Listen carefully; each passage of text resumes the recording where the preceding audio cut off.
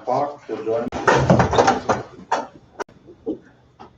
I pledge allegiance to the flag of the United States of America and to the republic for which it stands, one nation, under God, indivisible, with liberty and justice for all.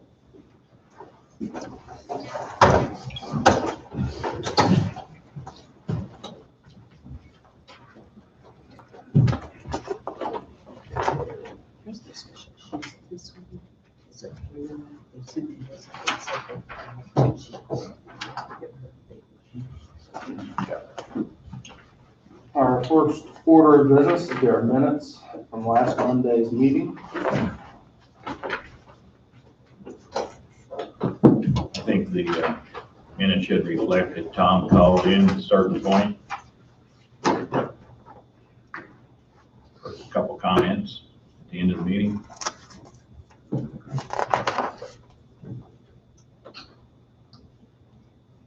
Not sure how we do that, but he's a commissioner. He made the comments. Right. We need to reflect it. They're on the We need to reflect it. recording. Our minutes need to but I reflect thought it. we decided last year He our called in. minutes were just gonna be motions. But we got to show that he was present. He was present at that time as a member.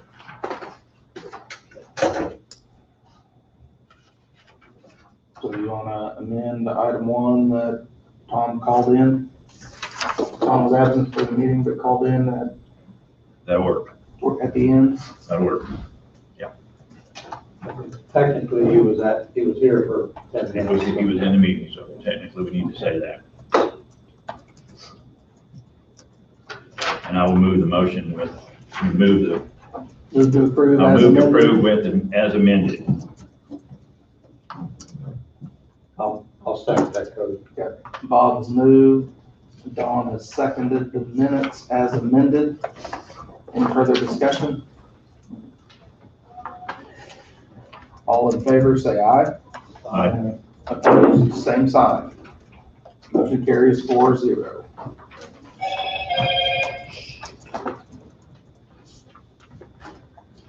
Consent agenda. We have one request of the Coffee County Housing Authority Board, move to authorize and direct the chairman to sign the real estate mortgage release, acknowledging satisfaction in full debt secured by Rex and Aaron Verdict, the west 37 1/2 acres of the north 50 acres of the south half of the northwest quarter of the section 33, township 21 of range 16, east of the 6th principal meridian, Coffee County, Kansas, book volume M287, page 392 and 393 of records of the Register of Deeds of Coffee County, Kansas.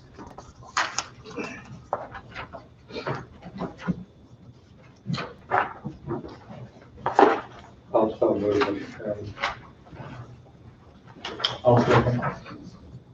Dawn has moved, Brett has seconded. Any further discussion?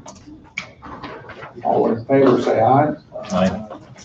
Opposed, same sign. Motion carries 4-0.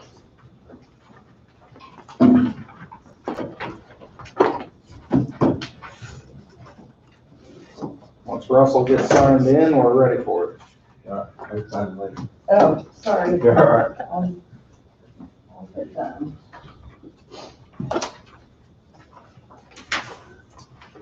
I don't have a lot outside what was in the report. One thing that's came up that's been pretty handy is the fact that we have the 2 reception centers now, which we didn't before, because with what Lyon County is experiencing, they're not sure they'd be able to open theirs, and so since we have Wilson County, that's been a good thing for Wolf Creek, I think, in the reporting that they received. We definitely have one that could be open. Obviously, been dealing mostly with COVID stuff. Trying to keep information flowing, as I'm sure you've seen in your email boxes. I did talk to the architect, and he said that they would definitely be interested in looking into the sneeze guard and or, active shooter barriers. So he's supposed to be talking to me about that more, assuming the commission wants to go forward with exploring that. Not that we're committing any funds to it yet, but he's supposed to add that into their proposal to look at it. And I talked with Randy about it a little bit. They're supposed to be sending the contract for us to look over, so. Anybody have any questions in particular?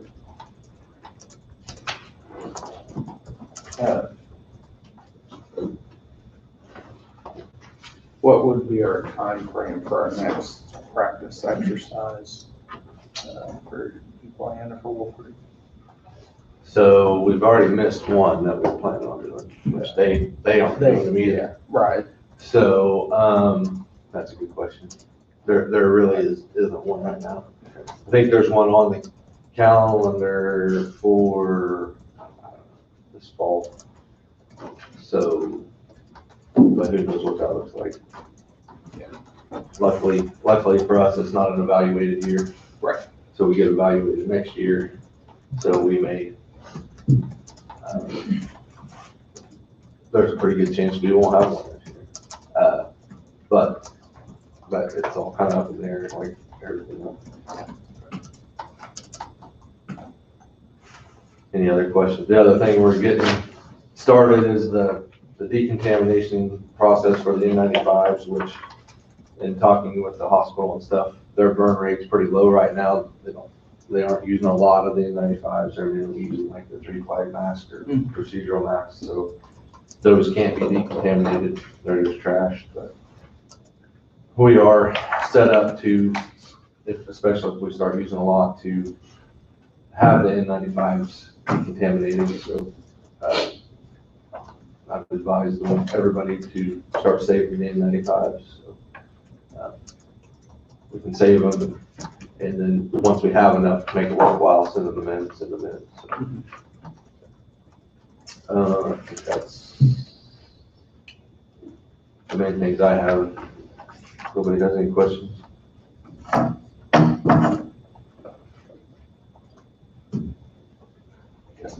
Okay. Thank you, Russell. Thanks, Russell.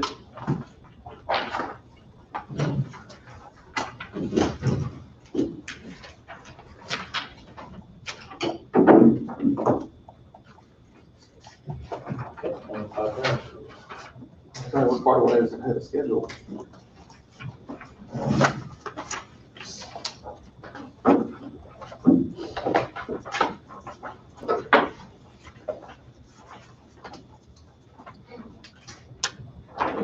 Leave yourself.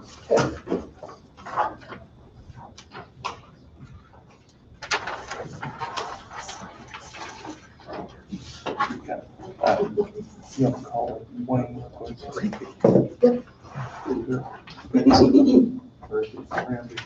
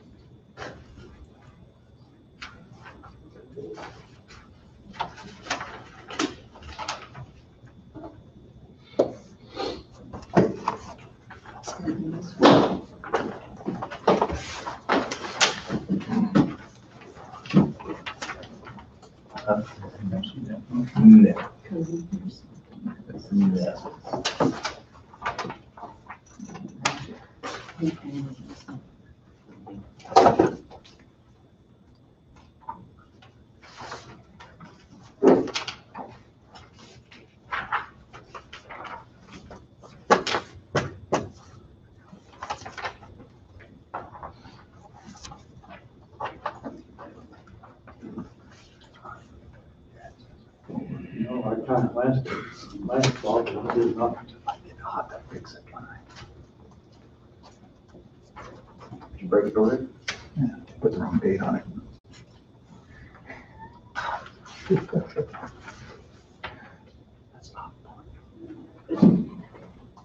that have this refreshed? Do you know? I have no idea. Noticed it looked weird. Yeah.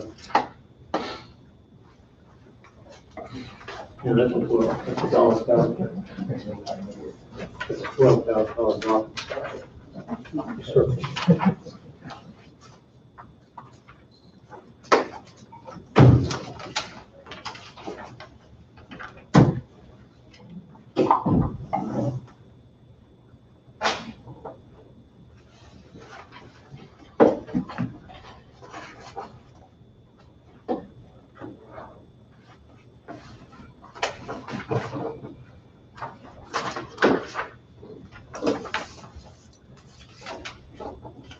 We've got a few extra minutes before Wayne gets here.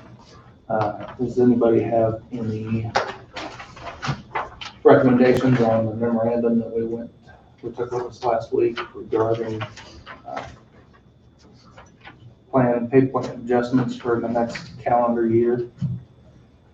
Something we need to discuss, or we can start discussing.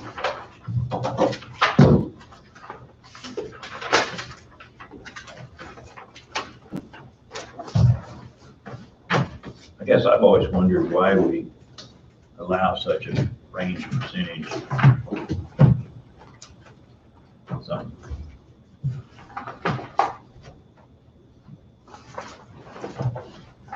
You know, I thought, Mr. Chairman, you know, with the wage study going on, the unknown how it's gonna come out, and hopefully it'll be done October, November. I don't know whether it's permissible to, like the 3.5% for salary, 3% cushion on budget form CP5. Can a person just tell our department, they put them in a zero and we can readjust it once the salary study is in place, or is that something that would be allowed?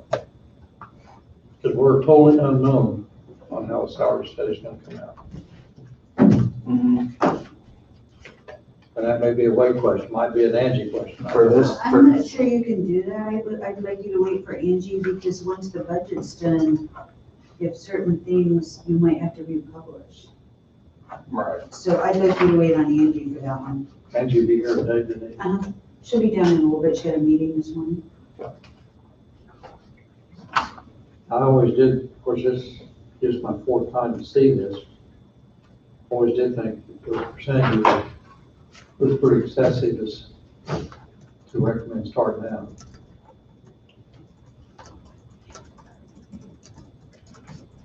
Well, I don't see the reason to include longevity in the 3.5%, because you'll know exactly what longevity is gonna be. And you know if someone will be eligible for it or not within that year. it's the same way with step increases. Right. Department head should know who's getting step increases within the next year and who's not, and be able to figure that in. Except maybe not. I mean, they could figure it in, but they may not give somebody one if they don't get a good evaluation. Well, that's okay, Yeah. but they can figure it in because Sure, yeah, at the top, they could still figure it in if that's a possibility that could happen. Right. Yes, but steps are based on your evaluations. right, I fully understand that, I just think that, you know, instead of saying here's 3% for you, cover your possible step increases, you should know exactly who is eligible. Let's go with the eligible ones, not who's gonna get it, who's not. Let's move what's eligible, so that if you gave everyone one, you would peak it out. Instead of saying, we're gonna give you 3% and go with that.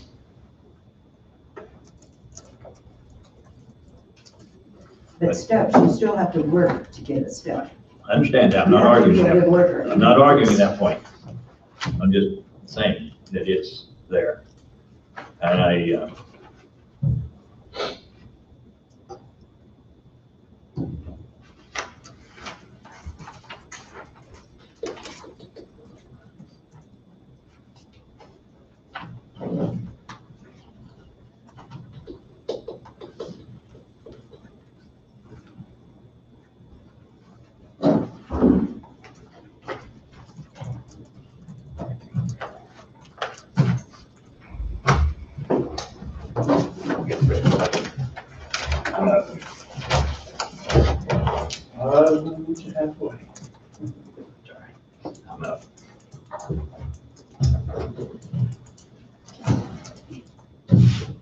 Wayne, on the way up, Yes.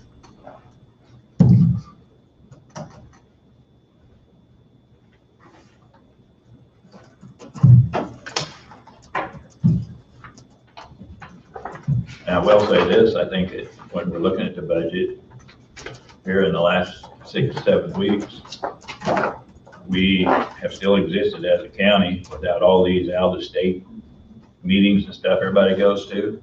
Not sure, wouldn't be a good time to just cut them out since we're not doing them now. Don't get them started again. I mean, we represent Kansas, we don't represent the United States. So I wonder sometimes if we're necessary to even go to all those. I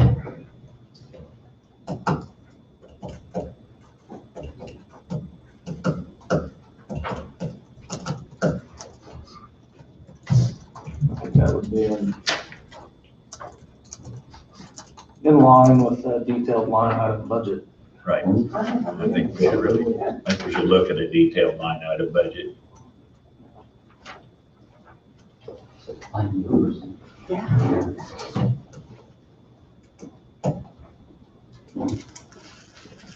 yeah, most of the time, meetings are just a way for employees to get away for a day or two or three. Sometimes there's value to it, sometimes there isn't. If you're ready, Wayne. Okay.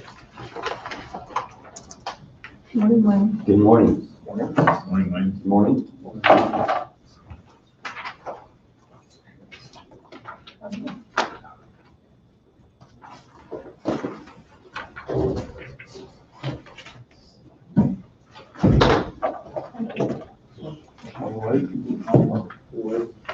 Here's some handouts, Don.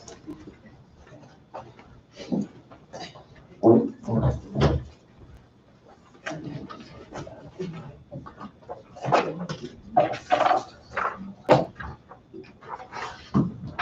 Well, I'll just start with this. The idea to go out and visit with each one of the co-ops was very appreciative from the co-ops. So thank you, Don, for that suggestion.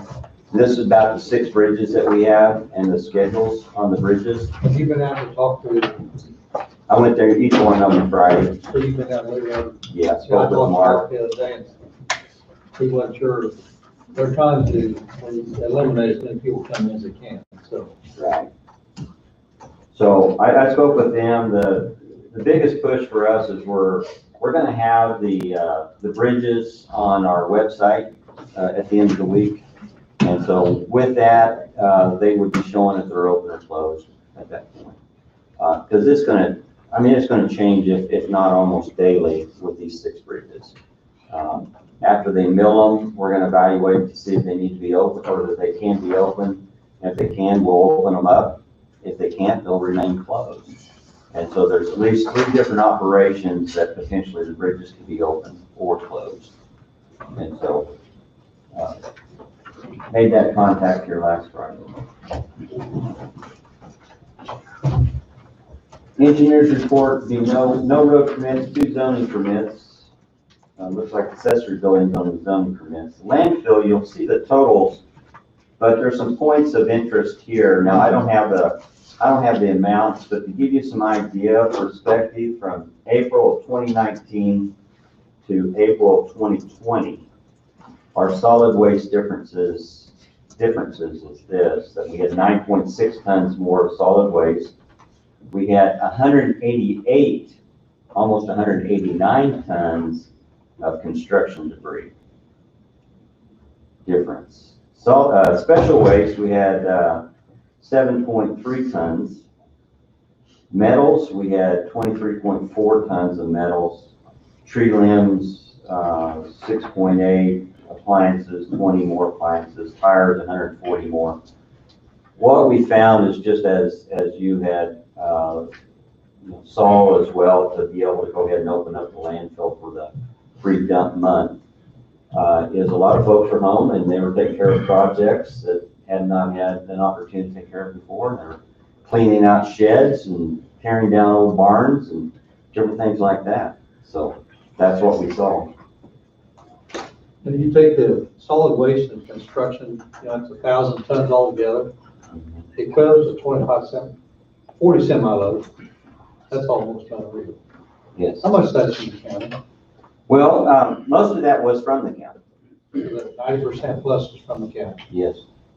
Without having the data, most of that would have been from the county. That's still a huge amount of volume. A lot of people had more time than they've had before. Not that that's a good thing, but it's just to say that with that, there was some nice weather and they were at home, and so they were taking care of some things at home. Just something to think about for next year. I know we have free dump week twice a year. Mhm.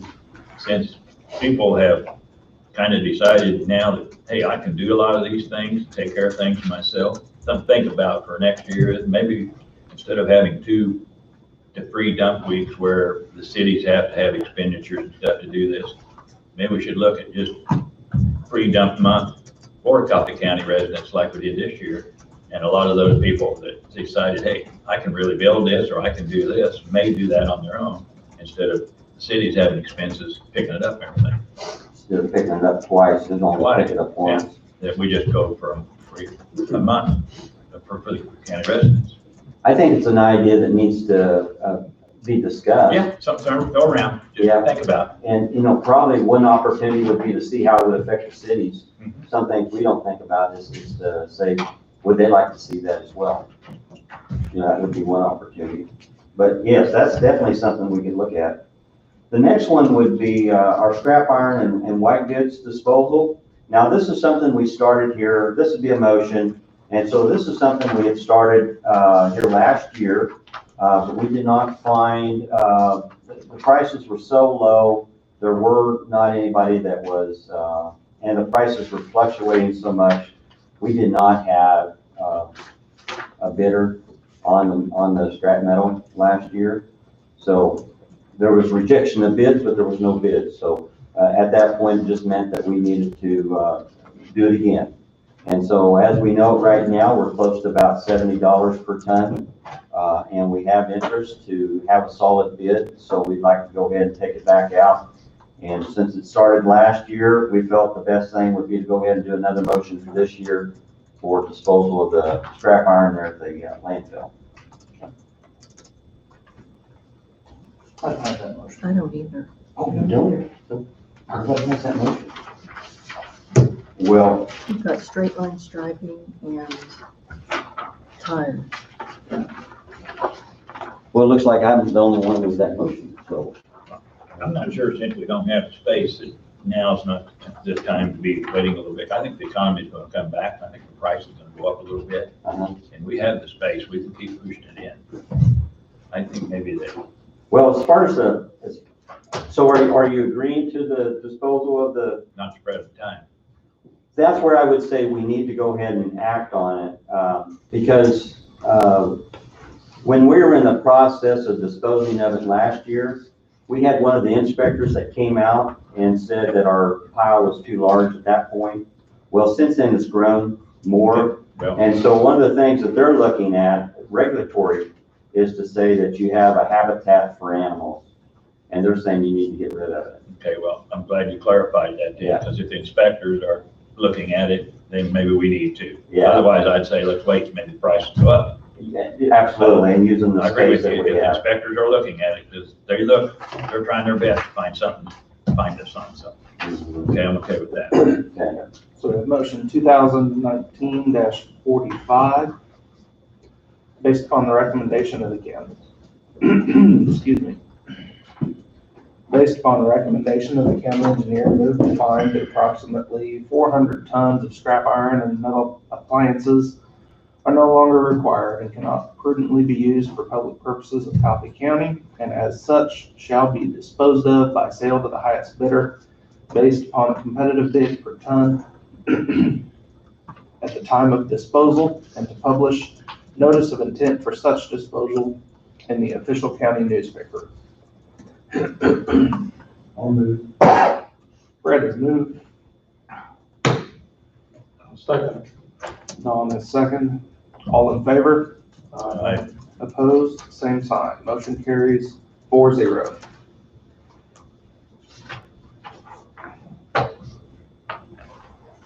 And so the other one that you should have is seasonal summer help. Don't know that either. I gotta hear that. Okay. We'll get you a copy, Dennis. Okay. We will get you a copy. So seasonal summer help, I apologize. That would have given you an opportunity to see what we have. But with that, I believe that we have the sheets for signature. You gave those to me. I just give those to Donna, so. One of them is going to be for Stacy, that's coming in as a laborer. This is her first year, and she's actually started today. So that means 11:33. And then the You get other a copy of one, that, yeah, Of the payroll notices? of the motion and Oh. what all's on it, yeah. please. Well, I apologize on that one.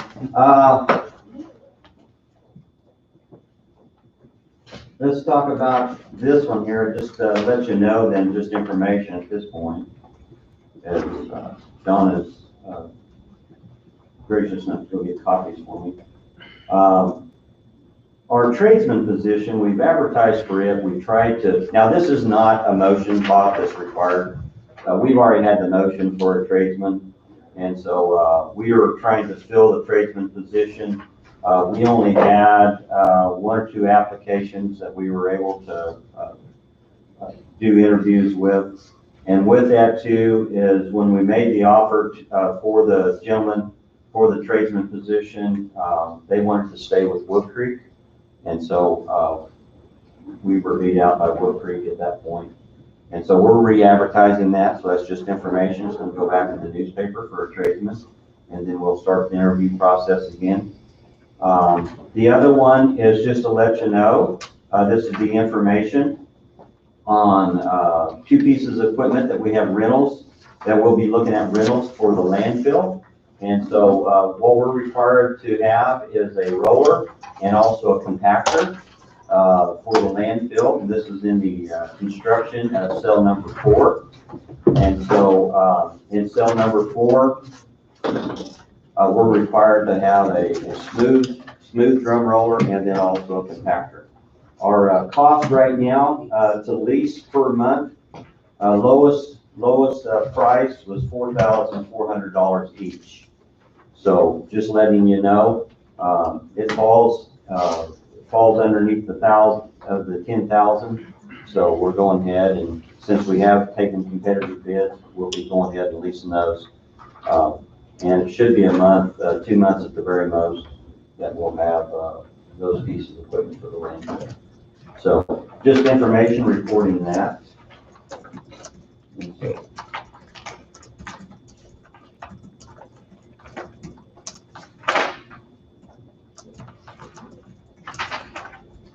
Okay, so I have the motions now on the seasonal summer help.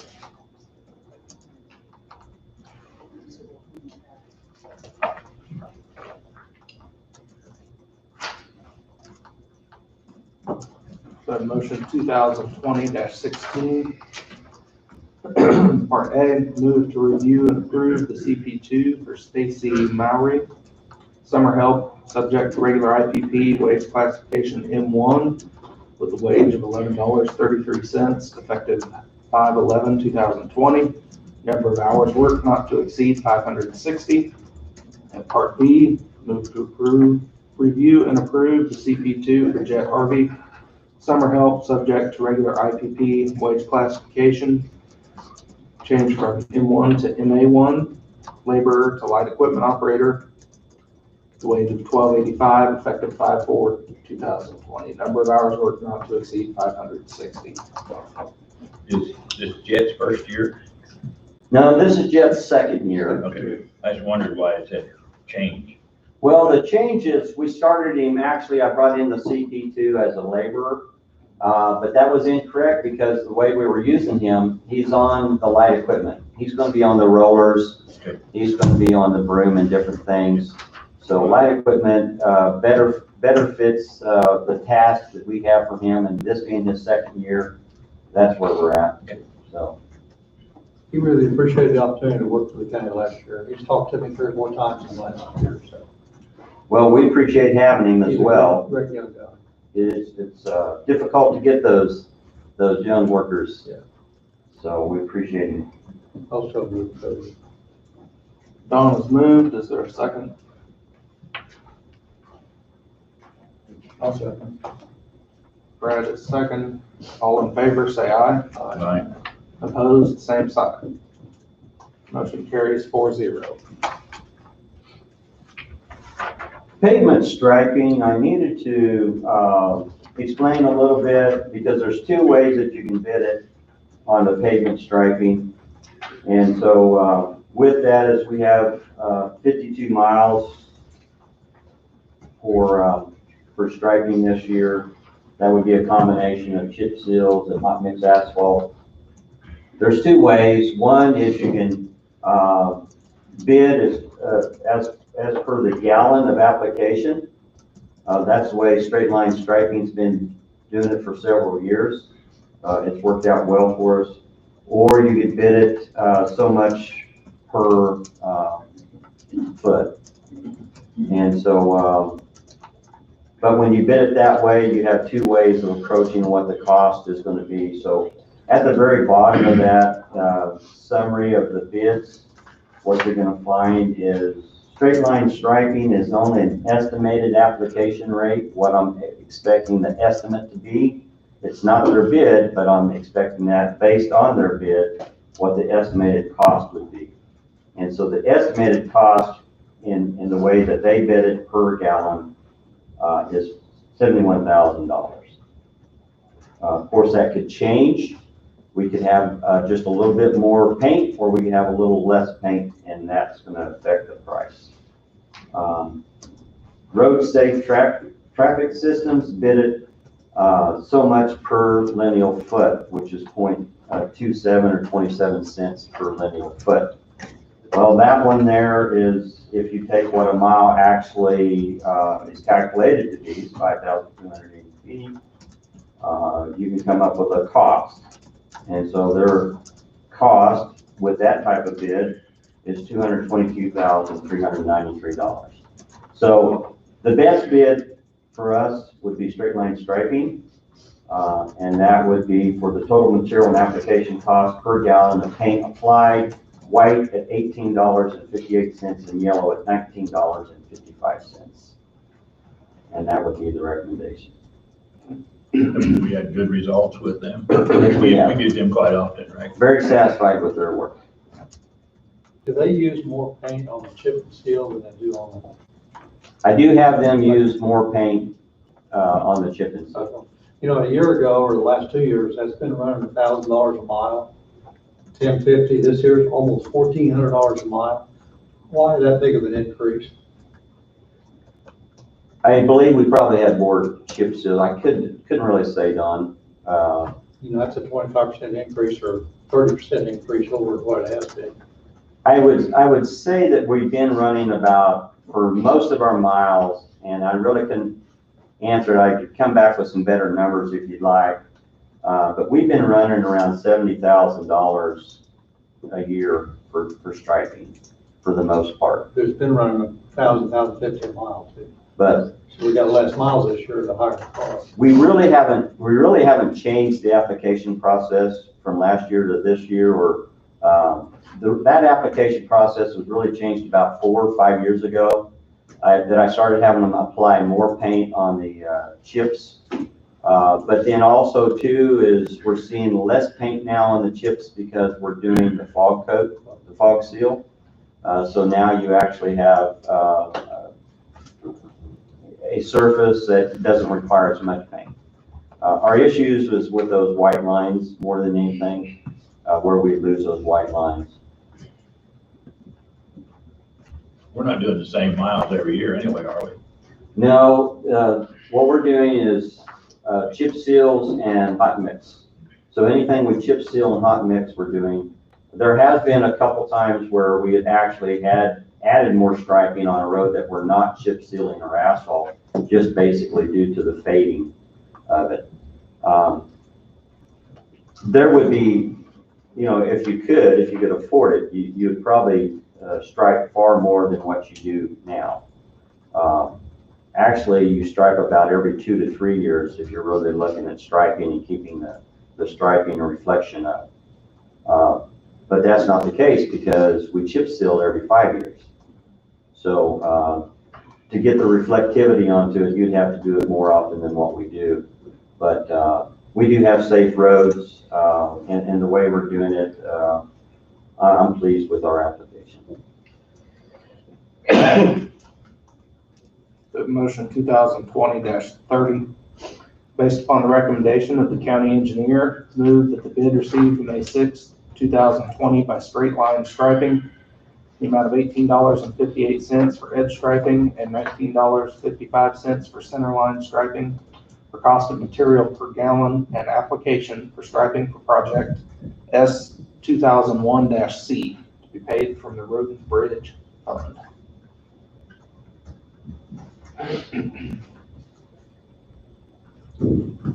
So moved, Mr. Chairman. Dawn has moved. Is there a second?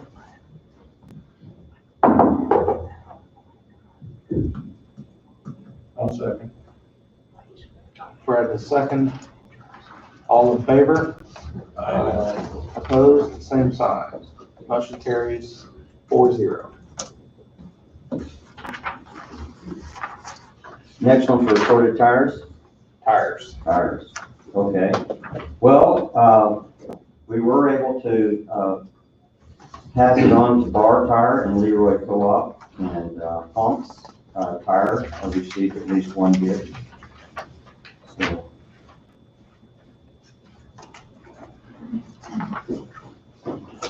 Motion 2020-32, based upon the recommendation of the county engineer, move to find that the bid for assorted tires on May 6, 2020, parcels 2, 3, 4, 5, 6, and 10 be awarded to Bar Tire, Burlington, Kansas. Parcels 1, 7, 8, 9, and 11 be awarded to Leroy Co-op Tire Service of Leroy, Kansas. These bids are awarded as the best bid and parcel 2, you have an old one. Take a look at the new sheet that I have. Yeah. You don't have it in. Cut off at the, I apologize. So, sorry about that. Yeah, so Bar, or Leroy Co-op is parcel 2. you may have, Okay, yeah, parcel 2, Palms Tire. yes. Okay. Sorry, Angie. We'll start over. We'll make sure we'll get you a copy of that. Okay. We got an old one. It was updated Friday morning. Okay, so that Yes. deletes this one? Yes. Thank you. Motion 2020-32, based upon the recommendation of the county engineer, move to find the bid for assorted tires May 6, 2020. Parcels 3, 4, 5, 6, and 10 be awarded to Bar Tire of Burlington, Kansas. Parcels 1, 7, 8, 9, and 11 be awarded to Leroy Co-op Tire Service of Leroy, Kansas. Parcel 2 be awarded to Pumps Tire, Topeka, Kansas. Bids are awarded as the best bid, and to purchase the same for parcels 3, $1,470, parcel 4 of $700, parcel 5 of $1,440, parcel 6 of $1,020, parcel 10 of $1,320 for the sum total of $5,950 to Bar Tire Inc. Parcel 1 of $722.02, parcel 7 of $8,282.25, parcel 8 of $3,345.75, parcel 9, $6,510.50, parcel 11, $10,560.50, for the sum total of $29,421.02 to Leroy Co-op Tire Service. And parcel 2, $6,355.84 for the sum total of $6,355.84 to Pumps Tire. Funds to be paid from the Road and Bridge Fund.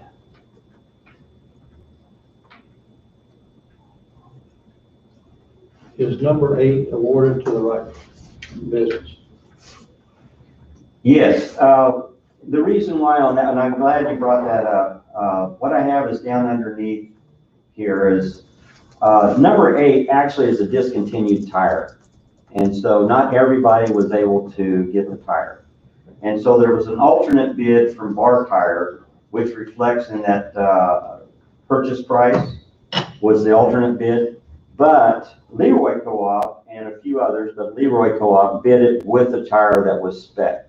And the reason why that's so important is we have 1 new tire, but we need 3 to match the new tire. Otherwise, we throw a tire away to try to get a tire that's in production.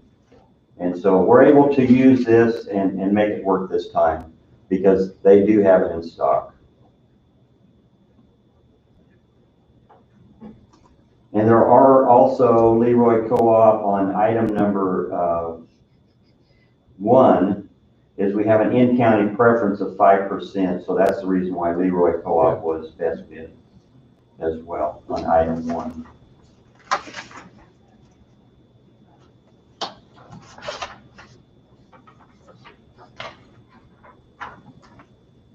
What is item 2? Is that a big tire? Item 2, I don't have those tire sizes, Bob. I would say with 16 of them, they'd most likely be truck tires. Thank you. So moved, Mr. Chairman. Don has moved. Is there a second?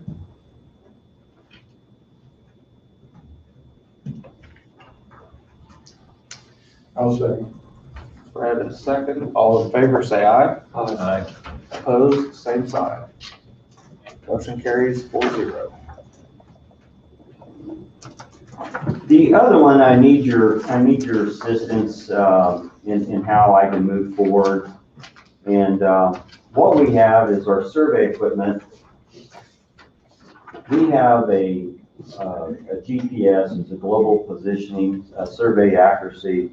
So when you're looking at this piece of the equipment, you're using the satellites, and I'm not for sure how much information you need to know on that, but with this survey equipment, we're able to cover mass distances. We've had it since the GPS since 2009. We purchased it at that point for just under $36,000 at that time from Griner Smith, and that was the GPS. Here last year, well, for the last several years, ever since we put the wind farm in, I don't know if you recall that I had set up a grid system up in the northeast quadrant. And of the grid system is we set these monuments in the ground. Bernstein monuments, what they are is a 2-inch solid pipe, about 4 foot long, and you shove it down into the ground and you put a cap onto it. So it's a permanent marker. And it's a grid, so the grid is like every 5 miles is a grid. And you think of it this way, that if you have a permanent grid, now you tie all your section corners into the permanent grid, then you fix those points, okay? When I use GPS, and farming, you probably have had some experience with GPS, but when I use GPS, I can come in and measure to the 1/8 of an inch horizontally, okay? I can measure to, and it depends on the methodology, you can measure up to 1/4 of an inch, 1/8 of an inch in vertical, okay, in any given position. Farm accuracy isn't required to be that tight a tolerance. Surveying is, okay. So we have a standard, it's 1 in 10,000 is our accuracy for surveying, boundary surveys and different things. Now that's much greater than that 1/8 of an inch, there's no question about that. But total stations, GPS stations such as this has changed the way that we've been doing surveying over the last 20 years. Back 20, 30 years ago, you would have a theodolite, and you might have an electronic distance measuring device that you could measure. But you had, at that point, you had 4 to 5 people on a survey crew, okay? Nowadays, we're down to 1 to 2 people on a survey crew, and that's based on the technology that we use. Based on the instrumentation that we have, if we're on a GPS, if we're using our GPS, that only requires 1 person. If he's under trees, that requires 2 people, because at that point, if he's under trees, he's not getting a signal. So it requires a total station at that point. Or you could use a robotic, in which I'm going to give you an idea of what the cost is on that as well. A robotic, actually, the technology is if I have the rod and I have the instrument set up, it's able to turn to my rod and lock in. Nobody has to be behind that instrument. That's the robotic behind it. So if you're running a GPS, say Roar's property, for example, we're trying to survey that road down there by Roar's property. We got open road, we got the GPS, but once we come under those trees, we don't have GPS. But if we have a robotic, I'm able to hook onto that robotic and it's able to track me as I follow that road and do that survey. All of that information is coming back to our survey software, which is our Carlson design software that we use. And so all of this has been used for designing the landfill. All of this has been used for landowners wanting to know where their fence lines are. All of this has been used to determine basically where our section corners are, or resetting our section corners within our county. And so we use this equipment weekly, maybe not daily, but we use it at least weekly.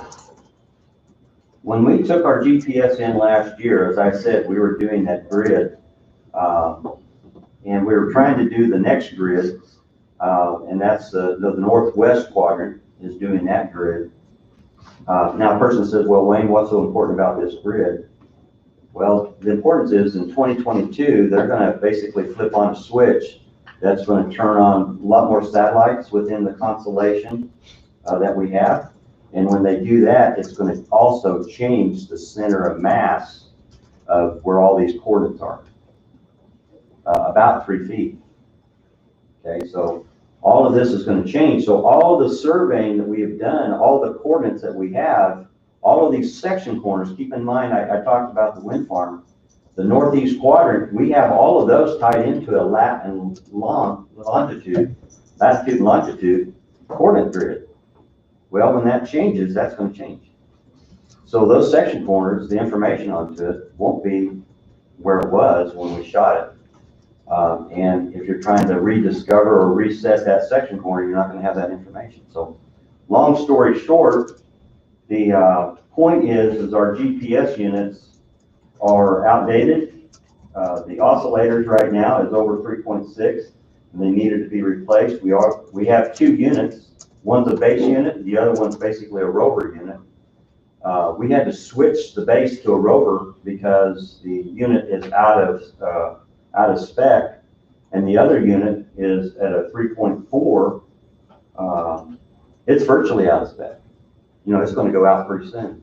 So when we take when this equipment goes down, what we're going to find ourselves in is we're going to have to lease the equipment at that point, because we won't have anything that's going to be useful. Really, how often do we use this stuff? We use it weekly. And here on the here with the cell, we're going to use it daily, but we use it weekly. I'd like to say we use it daily, Bob, but we don't. But we will use it weekly. I can say that. If we have to rent this equipment right now, I'm looking at $4,500 to $6,700 per month. This would be the GPS and a robotic. We asked for informal bids on this, so I'm going to not necessarily share the exact amounts because I really don't want to let anybody know what the other company had bid. But I've had prices, and I'm going to just round these up so nobody knows really what the numbers are. Just under $40,000 to $70,000. And we had 3 companies that give us quotes on these. Their manufacturer warranty is a year on the equipment. And we just asked what would a 2-year be or an extension would be. And if you add an extra $1,000 on the purchase price, you would find an extra year warranty onto it. So, Bobby asked how much we use it. Do we use it? Well, by using it weekly, I'd be paying basically a monthly rate. There would be, without question. We would pay for the equipment in less than a year. Okay, well, then, that's what I want, that's what I was looking at. Yeah. Okay, looks like, yeah, that would be, What's the life expectancy of this new equipment? Well, our old ones were 2009. So they're all 11 years old. Yes. Now our total station was more like 2007. I think I bought that first off. But this next one, the new age of technology has moved us to these robotics. This also, part of this, the low bid that we were looking at also included the software that would go into our data collector that would tie these 2 units together. And you heard me talk about drones and such as that. This is not the drones, but this all ties in, this technology all ties in to that as well.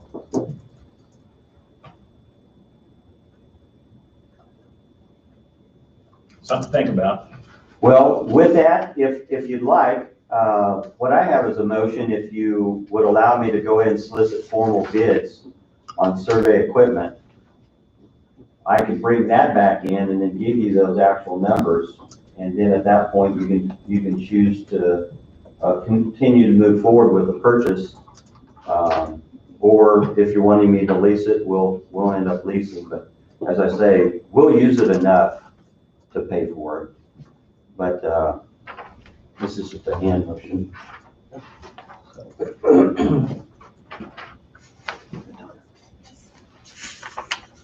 Motion 2020-34, request authorization to solicit formal bids for 1 survey equipment.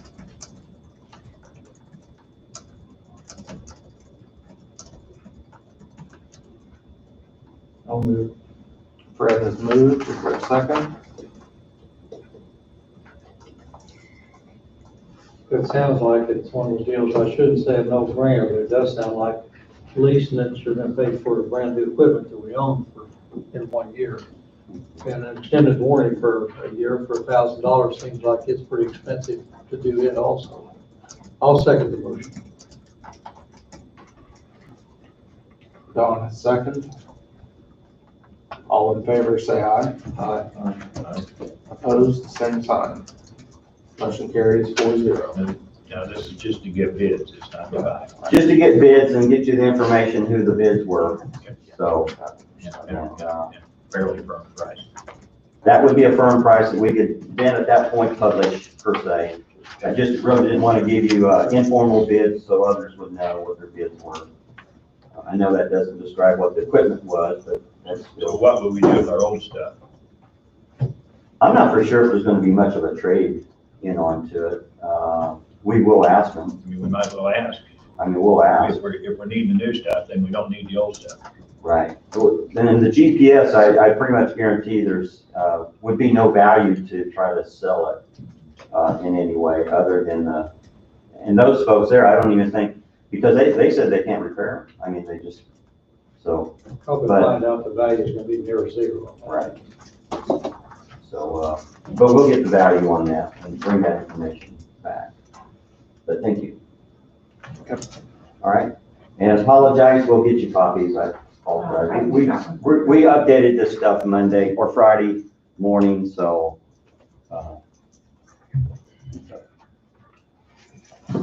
Construction zone, pretty much same as last week. With the weather that we're dealing with, our construction zone, what you're gonna find is our bridge crew still doing some entrances. They do have snap tight liners to put in place, but we didn't really want to tear into those projects until the weather kind of straightened out. We are starting on the landfill as much as possible. At this point, we're putting the erosion control up. We will be moving also the overburden that we have above the subgrade. If the weather doesn't stop us too much, then next week what we'll find is coming in with the QCQA. This will be Blackstone to be doing the clay liner. And so we'll be putting that down hopefully next week. If not, we'll, weather permitting, is where we'll be at. The storms here last week, as you know, there was a lot of damage throughout the county. There were some limbs down on the county roads, which were addressed. Everybody did patrol their area and had taken care of that. At this point, I don't have any equipment damage to report, but there was quite a bit of hail damage throughout the county. We're continuing to mow and continuing to place signs as needed. All right. Okay. Thank you, Wayne. Thank you.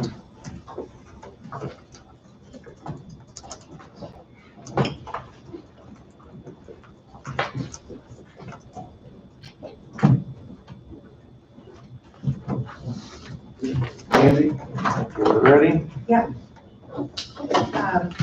I'd like to request an executive session for personnel matters of non-elected personnel to include myself, the board, and Wade.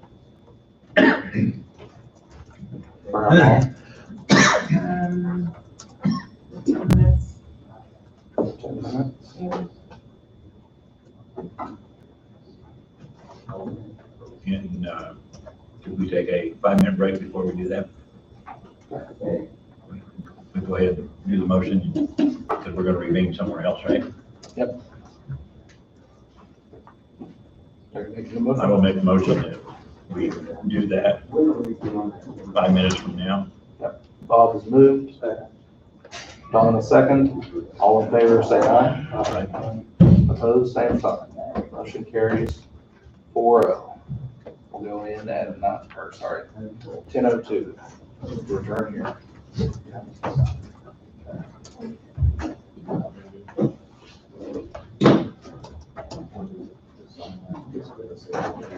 Where are we meeting?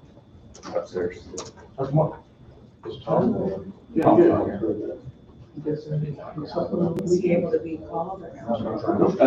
He should be. Yeah, we can have executive session.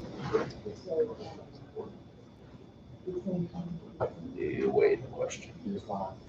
Since he wasn't named in the motion.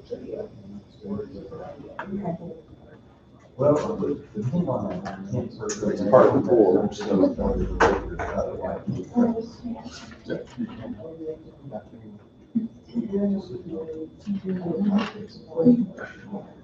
I'll ask him.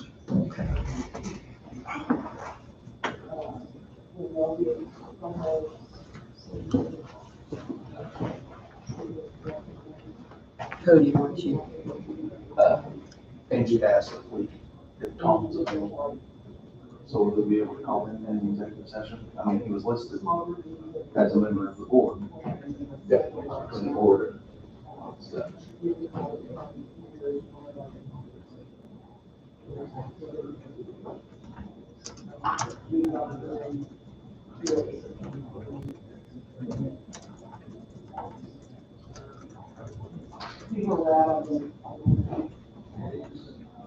Well, we talked about the other group. I think the groups with my staff, well, actually, her group, the parents group, just talk to them and ask them what they're thinking about, like their value. I'm a similar discussion for you, Mike. Right. First, they really need to leave. And we're going to give them something. Again, they're not members, they need to get off. They're going to want to directly, we kind of changed that from when you were, we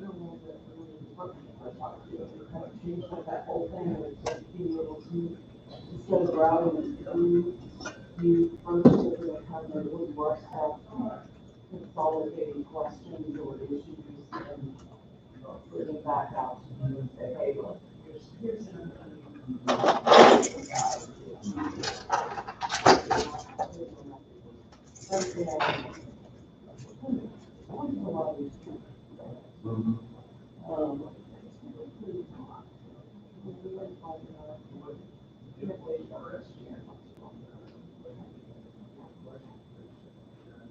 So, partly because of the whole and time frame, we're gonna try this one and we're going to stay with it, but we're gonna actually look at it first. Then route back questions. Because what we're going to do right now is you guys have to just sit on it. That way, so, when you throw in work on it, like you said, that people don't want to do it. Some will. Do that this way. No one's gonna fill it out, they don't know what I do. I want to do my own talk with them. But usually, if you have 12, I put it out there. And then I can build it. But we made it with 3 or 4. Because you have some groups that work on it, and there's groups. And then you don't. I'm gonna go make a phone call. There's definitely. How's Mark? Hey, did they ever get that information? Nope. Sorry about that. There was a mix up on the report. I just put something real general. Yeah. I thought, Well,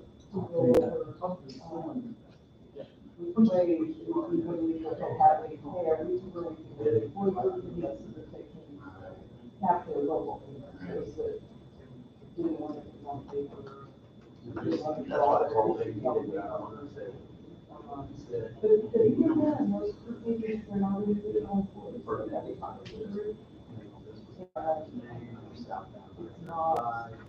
You know, it's specifically like the job, how happy and Brad. So, we want to have the right side of that, so we're getting what we're really after. it's under investigation at this point. There you go. So, Give them a front. I said, you don't have to do it good ones, where they'll need that. how willing for the most part are they? Well, eventually we will. Well, I mean, what I mean is, I think the thing that would be for most reasons Is they are steadily getting some. And once you get 1 or 2 start chiming in, then you find the other ones that are your digest version. So what you have to do is you have to just make them over question where they start. Okay, that's mine is, one short video, and then you do the option, say, you want this to be or not, and then sign a person. Have the ability to. Jonathan's We really don't volunteered, want to put that and I keep bringing up ways, because he's kind of the contact person that I, not the person, so I'm just trying to. And the commissioner says that, you know, the contact, but I never talked to him about this, but Donna said that she'd be willing to bring a laptop down and, you know, to set up and go, you know, for comfort using the computer, but it's really easy on the computer. I'll get it pulled up, you do your thing. I'm gonna tell you how to do it, just to ensure that you can attach it to the email. You know, she's got like her most part.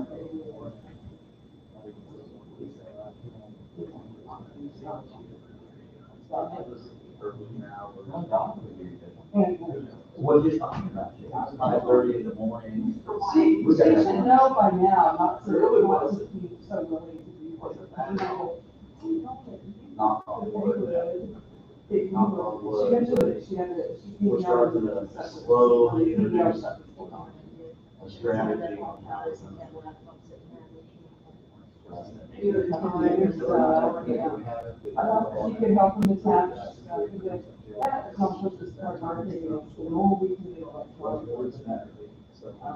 Yeah, if we have to scan it, then that's fine. It's all at once. Whether it's scanned here or it's mailed to me, I can scan it. I'd rather not scan it. Exactly, so.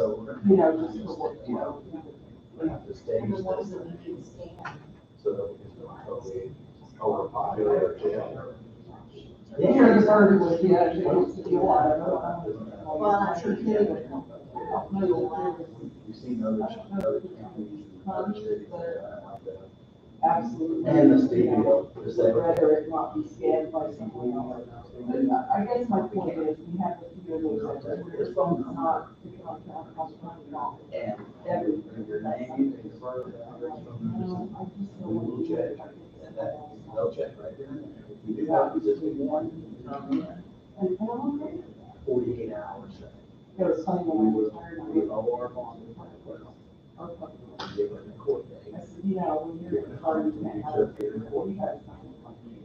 If And you yeah, do, we're, he was a partner, but then when you, have work party, but if not, we have a compliance, then, he was always the township. so we're talking We about had township motor graders, and he was always at my house.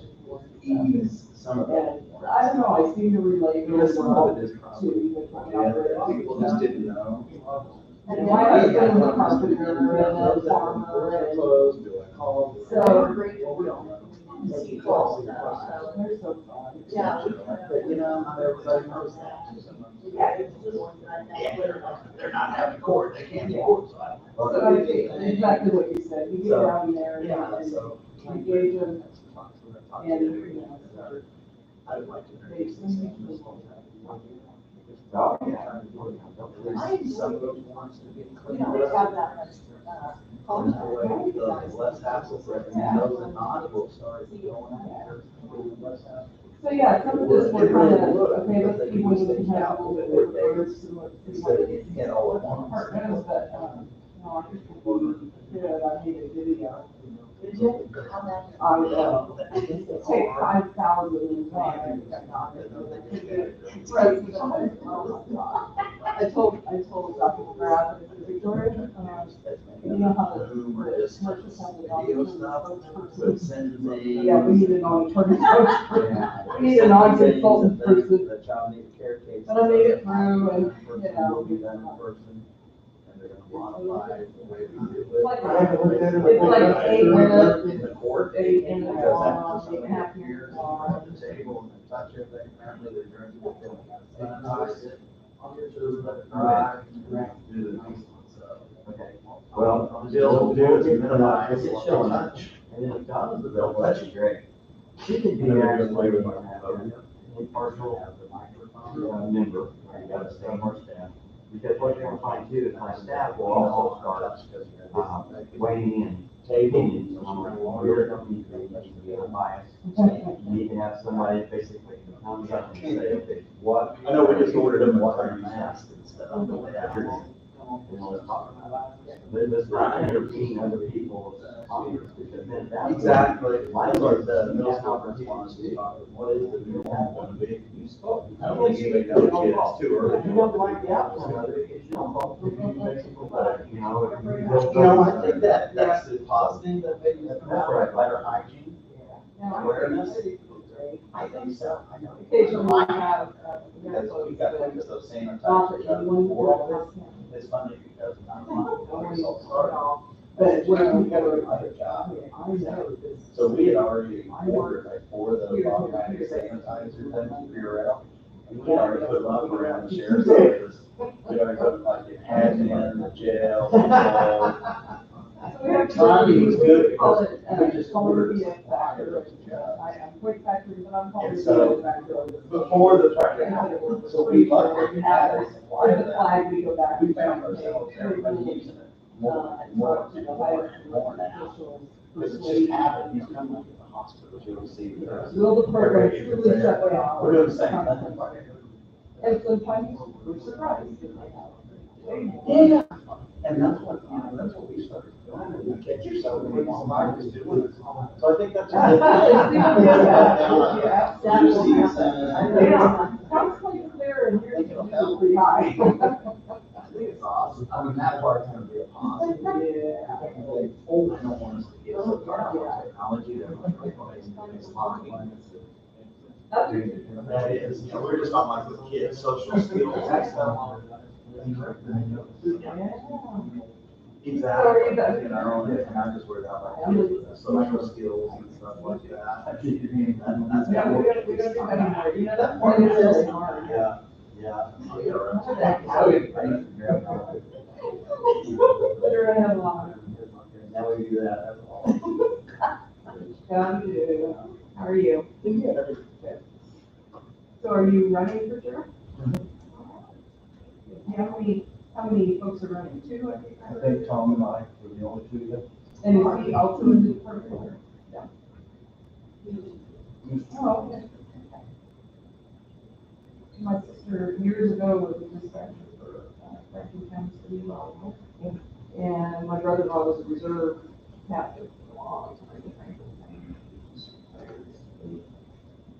Reserves. So a little bit of sheriff's department. Just enough to be scary. Yeah. My dad was an sheriff here for a long time. Oh, yeah? Yeah, I'd say drop bigs and drop those things. I probably your dad is Mason. That joke, yeah. It was a Boy Scout recipe. Remember those contests days? Yeah. Okay, kids. Other things. Graffiti and. Yeah, it's like- Yeah. Yeah, don't say that too loud. I forgot you. Well, that was like our first. That Becky's kids. Did you get? That job. He's.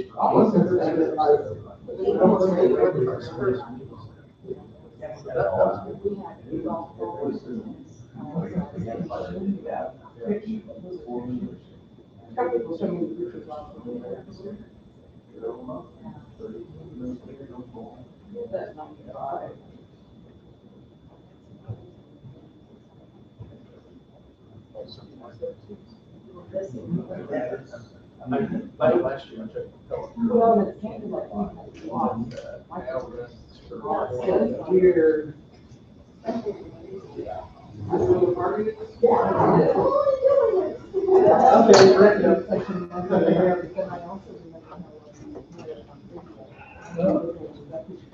Get your stuff cleaned up. I've got the first load in the dump truck out there now. If it is, I appreciate it. Adjuster didn't show up till Friday. Really? Yeah. Hey, Monday, I went home from here, had about an 8-foot, 10-foot section on my road, and I just have a big claw, and I like that. Some of my shingles are way out, actually, way off.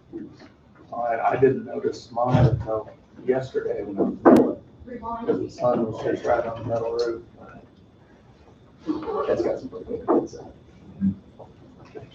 So needless to say, after I left here, it's been, so, I'm okay for now.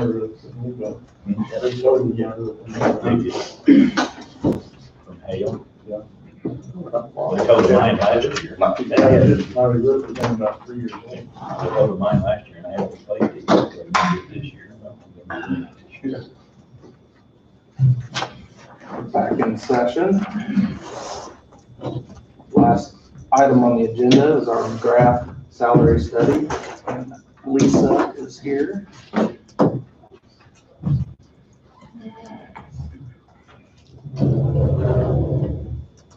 Thank you. Gosh, it seems like an every Monday thing here. Yeah, it pretty well is. Bring this, because I've been watching you guys every Monday, and every person after person comes up here, and I'm like.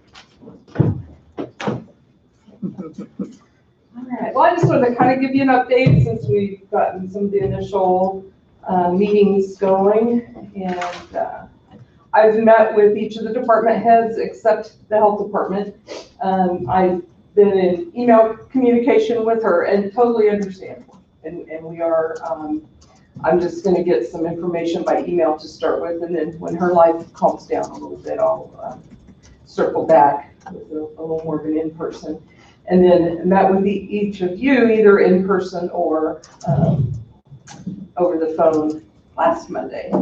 So Really, with the department heads, we talked about positions, so I made sure that I kind of had an understanding of their positions, if there were any that were unique, any changes that were kind of on the horizon that we needed to be aware of, any changes, challenges that they were experiencing. And then we also talked about comparables. And then, of course, with each of you, I talked about the project a little bit. We talked about compensation philosophy and comparables. So that kind of brings us to today. Our salary survey consultant is working on the design of that, and as soon as we are done today, that we agree we're okay on the comparables, they'll be getting that out. I might mention that we have, of course, the list of job titles.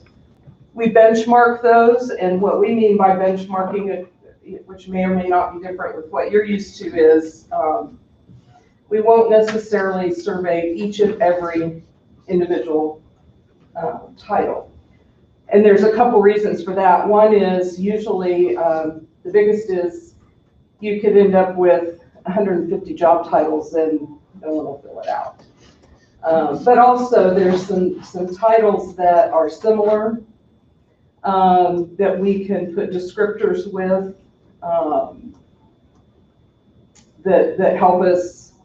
Say we have I'm just going to make up job titles, office assistant 1 and a 2. And we know we want 1 to be the entry level, and the 2 needs to fit above that. And we don't need to survey both of those titles. We will usually survey that entry level, and then 2, we replace appropriately according to the department and who's above them. If there's a deputy in a department, they're going to be somewhere in the middle there. So just a comment on benchmarking. Yours is still going to be a pretty extensive survey because you have a lot of titles, which is not unusual at all, where we call them one-off titles. You have one person in that title, and usually it's a combination of jobs. And I'm probably not going to think of the exact title, but I'm going to use Angie's office as an example. She has a budget and tax, is that right? Yeah. Person. In a larger department, there might be a budget analyst and there might be a tax specialist. In her department, they're combined, so we want to make sure. Mine are separate. Yours are separate. I have So a tax levy clerk and the budgetary. I was thinking budgetary and accounting. Yeah. So in a huge place, you may have a budget analyst, and you may have an accounting specialist, and hers, they're combined. So, we're going to be combining those. Actually, in that case, that's a good example of where we may actually survey 3 titles so that we capture when one person wears many hats, we got to try to capture that. So just kind of an overview comment of, it's not as simple as writing down a title and sending it out. I like to have little descriptors on there also so that they know in Coffee County, what does that position mean? What does that accounting specialist do, for sure, so that we're comparing apples to apples. So that is getting finished up. When we're done talking about comparables, I'm planning to send that to Wade, and either I'll send it out to the department heads as well, or he'll forward it on. What we're finding in some of our other areas right now is, of course, as people are coming back into opening and full opening, it varies. Either we're getting really good responses because things are a little bit quieter in some offices because of the public not coming in, and in others, they're getting slammed and we're not getting good results. So the department heads will have a copy of the comparables, and I'm going to ask and encourage them, if you have colleagues in these counties that you feel comfortable putting a little bug in their ear to, hey, you're going to be seeing this from McGrath, please do help us out. Then that's very much appreciated, and it usually helps us get results. So you had a study done in 2016, and there were 6 comparables used in that study. You had a study done more recently, and I don't have a good grasp on that date, doesn't really matter. You had 14, it was a department head survey. So from the 2016 survey, 6 comparables, I'm using 3 of them. And let me go ahead and hand you these. These are our proposal for who we would use as comparables. And some you'll see we're using for all positions, and others we're using for just some. Do you want me to lay Tom's there and then someone will gather it up?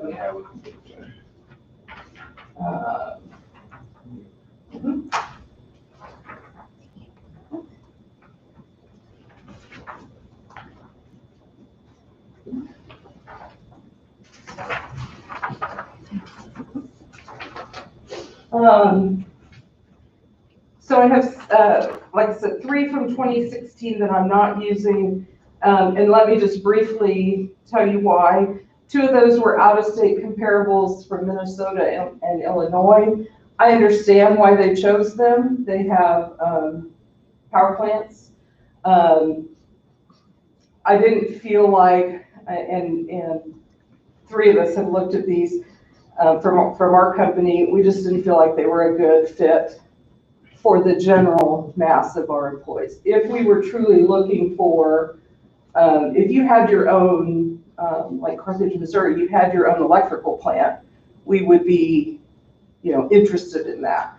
But we didn't. And one was an in-state county that also didn't really seem to fit. From the department head survey, it so happened there's 2 that I didn't feel were necessarily the best fit. So I think I have 19 on here. It looks like about 7 of them are for specific positions that seem to fit. I also find that if we tailor those, and I'll use Coffee Health Systems as an example, there's a lot of positions you have that aren't going to be a match for them. And if they get this huge list that they can only match 4 or 5, they may not bother to fill it out. So if I can target those, we usually get a better response. So I don't think this is something that the feedback I got from each of you was, this is your job as McGrath to come up with comparables. But I do want I did ask you for input. Many of you had very, very similar ones that you felt were comparable. I'm not really looking for a motion. Just look at them and get back with me if you really have an issue with someone that we've selected or someone I don't think we've left off anyone significant that either department heads or you mentioned. Understand that when we get the results back, that it goes through analysis that will, a couple different kinds that will eliminate them if they're too far of an outlier, either low or high. So I know there were some concerns on maybe a couple counties comments made that, well, they're pretty low. Well, they may not, for certain positions, end up being used after all, because if they're an outlier, we're not going to allow your results to be skewed. So I think what I'll say is if you have any issues with this, if you would let Wade or I know by Wednesday, otherwise we will get this sent out.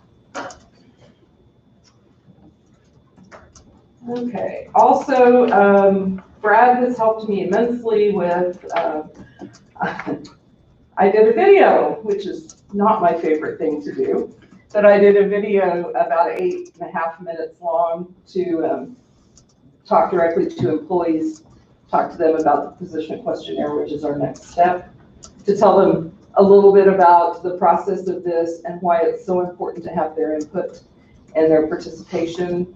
And, we're working with a process because of some of the group, not being able to have group meetings, and also trying out some different processes on timing so that they can return those directly to me. electronically. And we're working on a couple different scenarios where if they don't feel comfortable on the electronic piece, how else they can get to me, which might involve a few by mail, hopefully most of them with someone helping them scan. Yeah, and go. What length of time do you expect to have that information back from all of us and all the employees? Okay, so the position questionnaire, they'll be given 2 weeks to complete it. And before I leave today, Brad has it actually already out on the different servers. Correct me if I'm wrong, if I use the wrong terminology. And so that employees and department heads, we were just talking with the engineer, he's gonna show it in some smaller group meetings so that they can view it. So about 2 weeks from, let's say Thursday, I would expect those back, and then they'll go to the first consultant that's gonna go through. I was hoping you wouldn't say 30 or 40 days, because No, they'll have 2 weeks. to me is very negative. You get stretched out very far. Sure. Yeah, so they'll have 2 weeks to get them back, and then we'll need, she'll probably, the first consultant that works with those questionnaires will probably have them for, I haven't talked to her, 3 weeks, I'm guessing.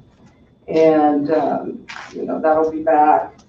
The survey is gonna be the longest thing, we get that out.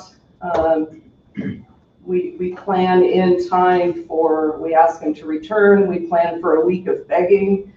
We have our begging week, and then we'll be calling Wade and saying, hey, we have 3. Hopefully we only have 3 that haven't returned. We've called them, we follow that, here's the thing, we know that with these size of counties, it's gonna be the county clerk. And we also are very aware that county clerks are, like all the elected and appointed officials, opening up their offices right now, but also getting ready for election and whatever. So, we'll come back and say, Angie, do you know any of these 3 that you could call and beg them? We always have the option, and I would talk to Wade at that point, whether you want to do an open records request to get it, but we try not to, because to me that's kind of adversarial, but that is, always an option we can use.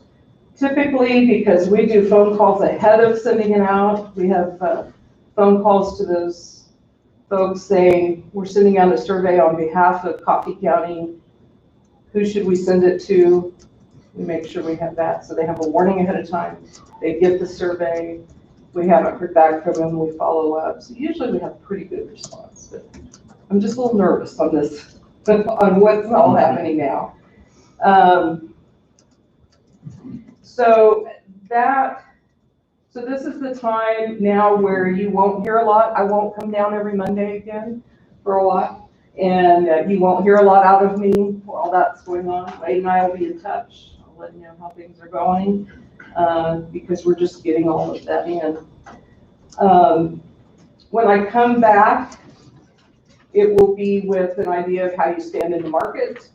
And at that point, and I've been gathering information in my interviews about what type of salary scale you would like to have or not have, and we'll work on some design ideas. At that next point, we'll know about where you are in general at the market. We'll be asking for a final decision of what that salary scale should look like, and that's when I'll want that compensation philosophy that I talked with each of you about. And I want to keep that on your radar, because that's going to be really important at that point. The point we start building that salary scale, we need to know where you want to stand in the market. And you'll remember I talked about, do you want to be right at the market? Do you want to lead the market slightly? And so you need to be thinking about that for probably I don't know, 6 weeks or so from now. But I just want to keep it on your radar, keep thinking about it.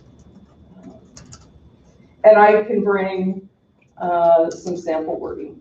Typically I bring sample wording And then you kind of let us know what you want to plug in on pieces of it. I think that that's kind of the status of where we are. Any initial questions until you get a chance to look at those thoughts? Yeah. So Lisa, you mentioned the two prior studies that were done, 2016 and the one that was done subsequent to that. Since we're being live streamed to YouTube and there may be members of the public who are interested, why is it important that you're involved? How is what you're doing different than what was done previously? So that there's transparency in why this is important and it's not what some might view as a waste of taxpayer money. Oh, sure.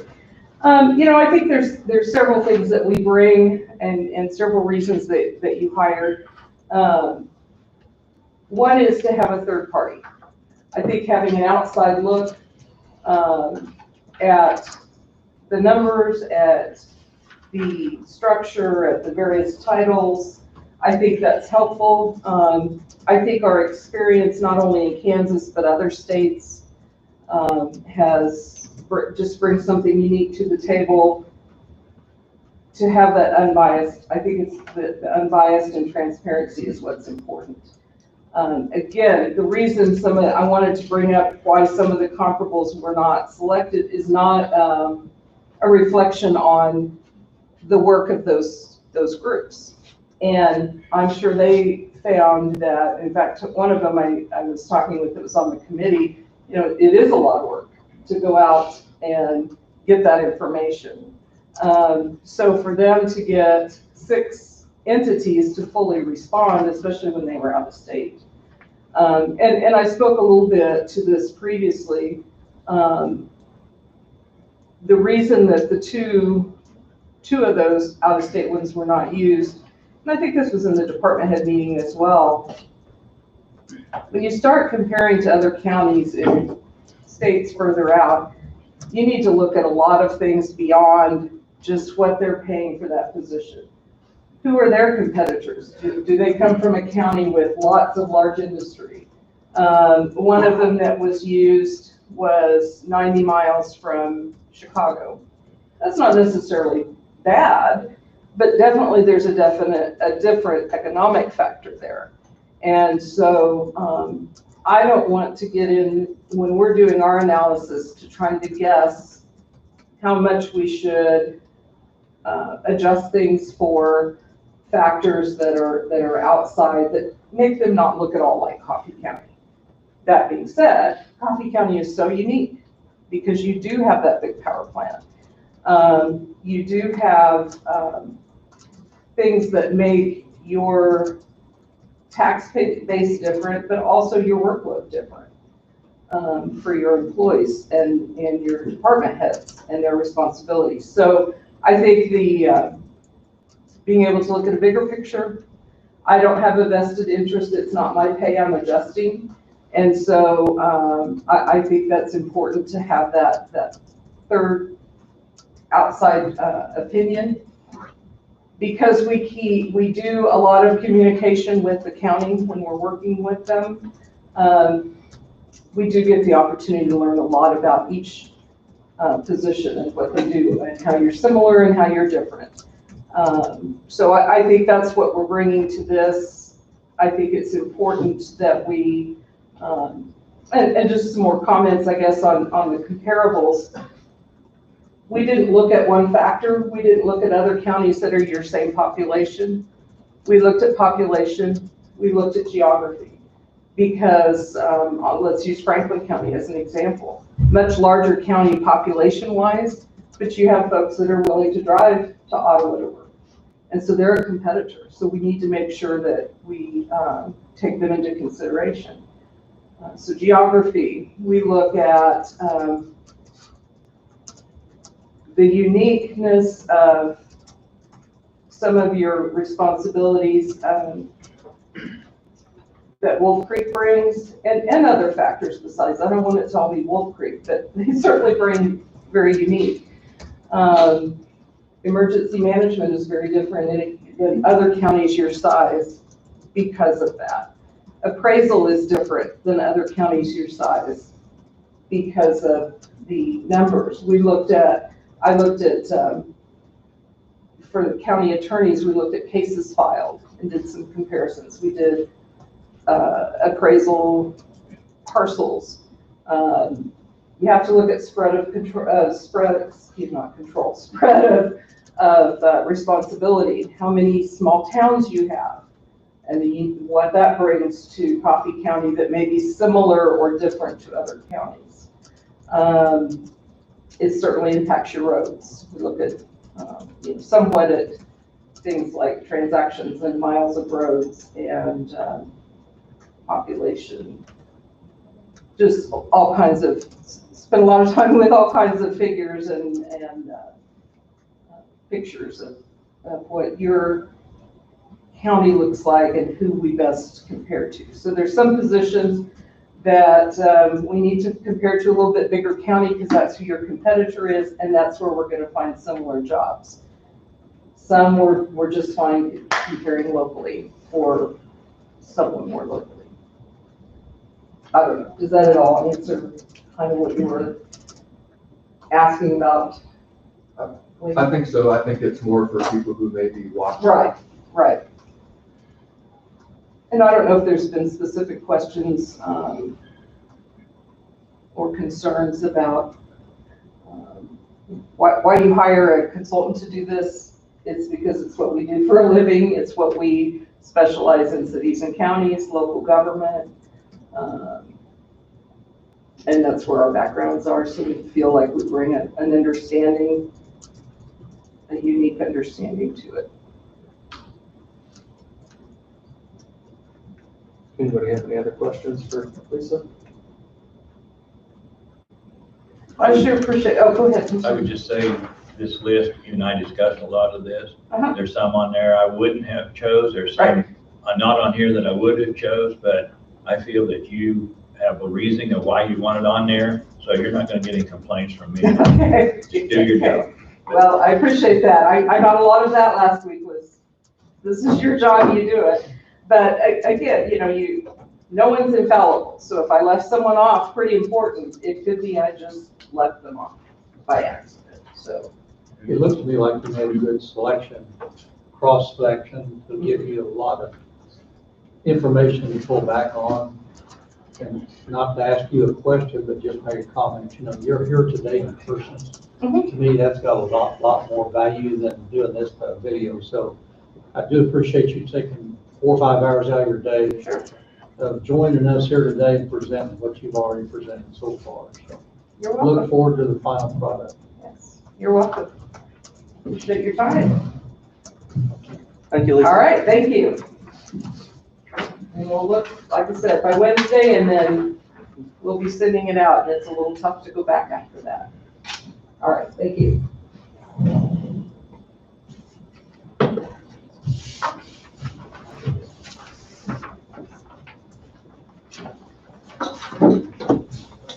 That concludes our agenda.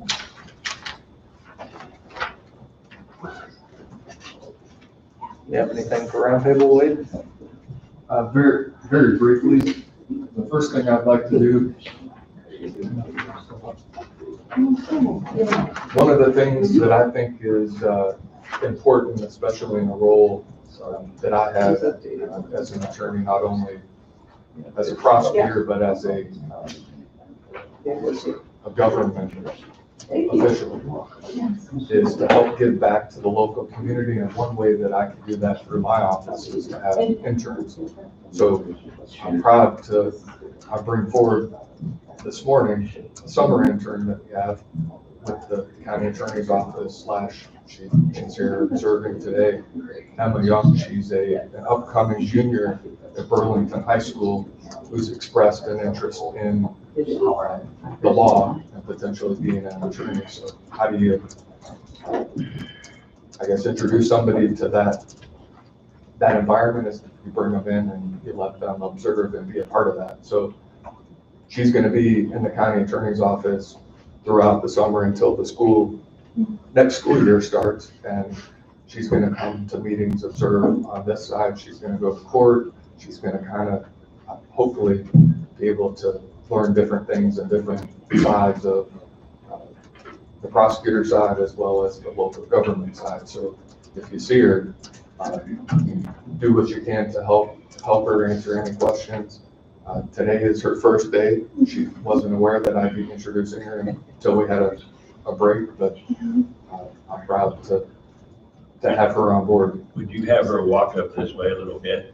A little bit more. A little more. Now turn around so everyone can see. Now we've introduced her. Okay. Wait, her name is what? Emma Emma? And last name? Young. Why do you like So I didn't mean to put her on the spot, but I think it's important that anytime you have an opportunity to help be a part of cultivating the local community, and that being through bringing in high school students. I've had several high school students in the office. Since I've been here, I know it's been something that's happened long before I got here, but I'm proud to be a part of this program. Hopefully she's going to find that the law is as interesting as I think it is.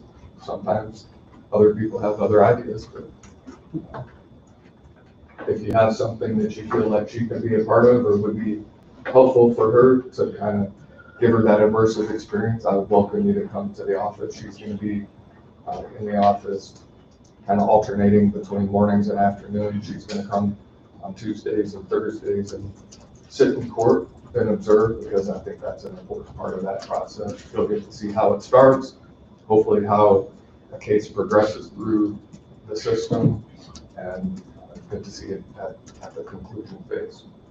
And then I know the local government side, this being one of those opportunities, kind of gave her a real quick preview on Kansas Open Meetings Act and why it's important, why transparency is important, that we're live streamed, the video side of it, Kansas Open Records Act, how the taxpayer money, when it's spent, how there needs to be transparency and how it's spent, and then that whole process, and then a very brief preview of executive sessions and why they're important as well, and that you have to meet specific criteria to go into an executive session. So, Welcome, nice to meet you. Welcome. Thank you. outside of that, the only other comment that I'd made, a couple weeks ago, there was a real quick synopsis on the local Child Advocacy Center. Just wanted to give you an update on that. There are some locations locally that I think have either been called or have come forward with maybe potential opportunities later on down the road. When it comes time to make a decision, one of the things I want the board to keep in mind, and I'm wearing, just so we keep it separate, I'm wearing my county attorney hat right now. The victim advocacy side of this is especially important, but that I am going to make a commitment with diversion funds to help get whatever location it is up and running, because there's going to be some substantial costs to getting the equipment, potentially putting up walls, they have to be soundproof, they have to be set up in a certain way to meet certain requirements so that that information can potentially make it into the courtroom. The idea is it may require looking into purchase of a building, and ideally not renting, because if you rent, then you're subject to being removed from that location at some point, and then later have to do this all over again. I only mention that because I like to keep the options open, and there may be a request at some point in time for the county as the board to maybe make a financial commitment to get something up and running. We're not to that point, but as you know, I'm all about planting seeds. Law enforcement, maybe the city, and there may be some other entities that are also going to step forward, but we're not to that point yet. So that's all I have. And no executive sessions. What? Angie, do you have anything for? Yeah, a couple things. I wanted to check and see, what day you would like to sign checks and vouchers this week or this month. Because the last day is on the 29th, so I was thinking Wednesday the 27th. For May, if that works for you. Order for everybody? 27th and Wednesday. 27th, 9 o'clock? That works. Can Okay. a person possibly do it on the 26th on a Tuesday? I'm After our sorry. meeting? I'm sorry? Can a person possibly do it on the 26th after our regular meeting? We could if it'd be after the meeting, so yeah, we could try to have everything done by I then. mean, I'm workable leave today, but I forgot that this is a holiday, yeah, we could do that. to me, if we do it one day, it might get a little more fun. Sure. Okay, we'll do it that day, I forgot Monday's holiday. So that's, Yeah, thanks, John. I'm okay with that.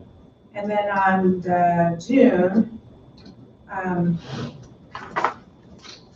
I would suppose we could probably do it on the 29th. It's a short turnaround, but being it's commission meeting day, I think, we could probably get everything done on the 29th to be mailed out the 30th, if that works for you.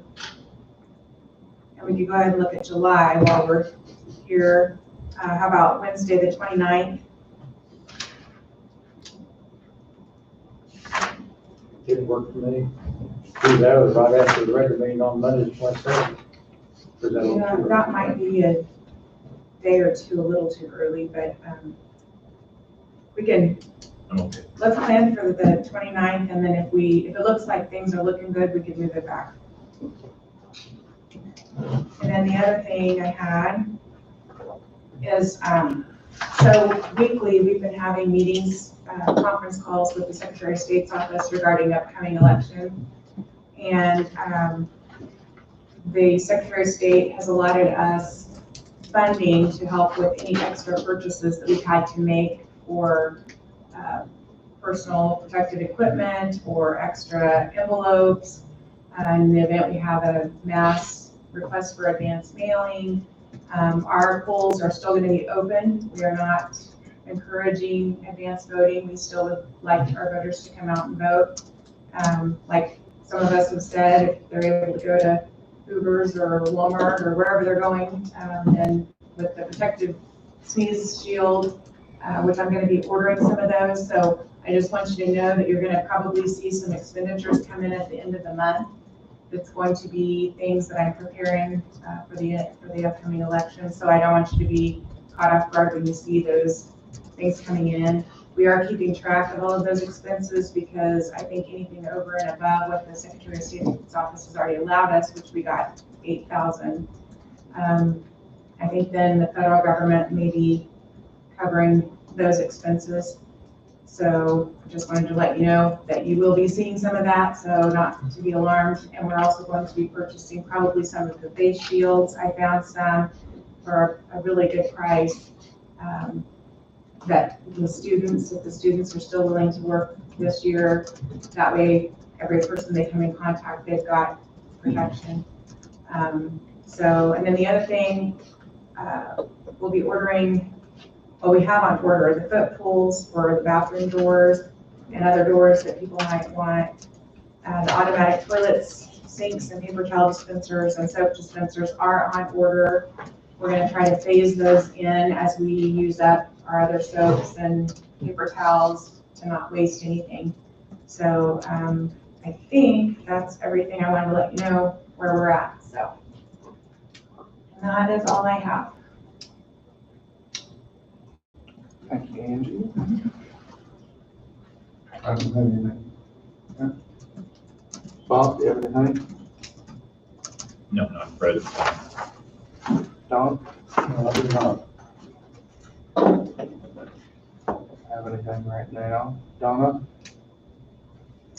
The only thing that I was wanting to have you talk about maybe a little bit more is the pay plan adjustment for the 2021 budget. If you can have some discussion on that. Yep. So we can get it sent out. Started on it.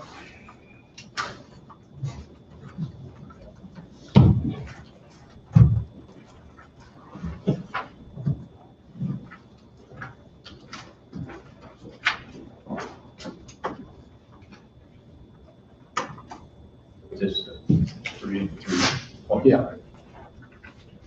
I had a question earlier, Angie, and Denise thought that you'd be the one that need to answer, and maybe there is a good answer, I don't know, but, and we talked about the, you know, the two, 3.5 and the 3, which is 6.5 total.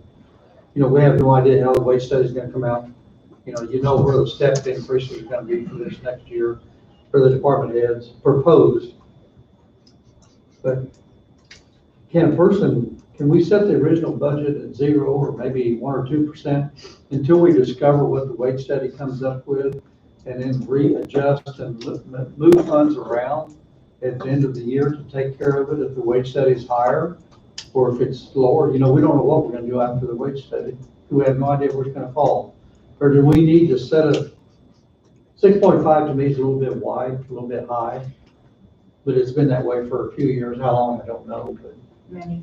Okay. I think that, So Denise, thought that you'd be the best one to answer it. I'd probably like to cut that way back until we discover what the wage study really comes up to. yeah, and I know there's been some thought on that, but,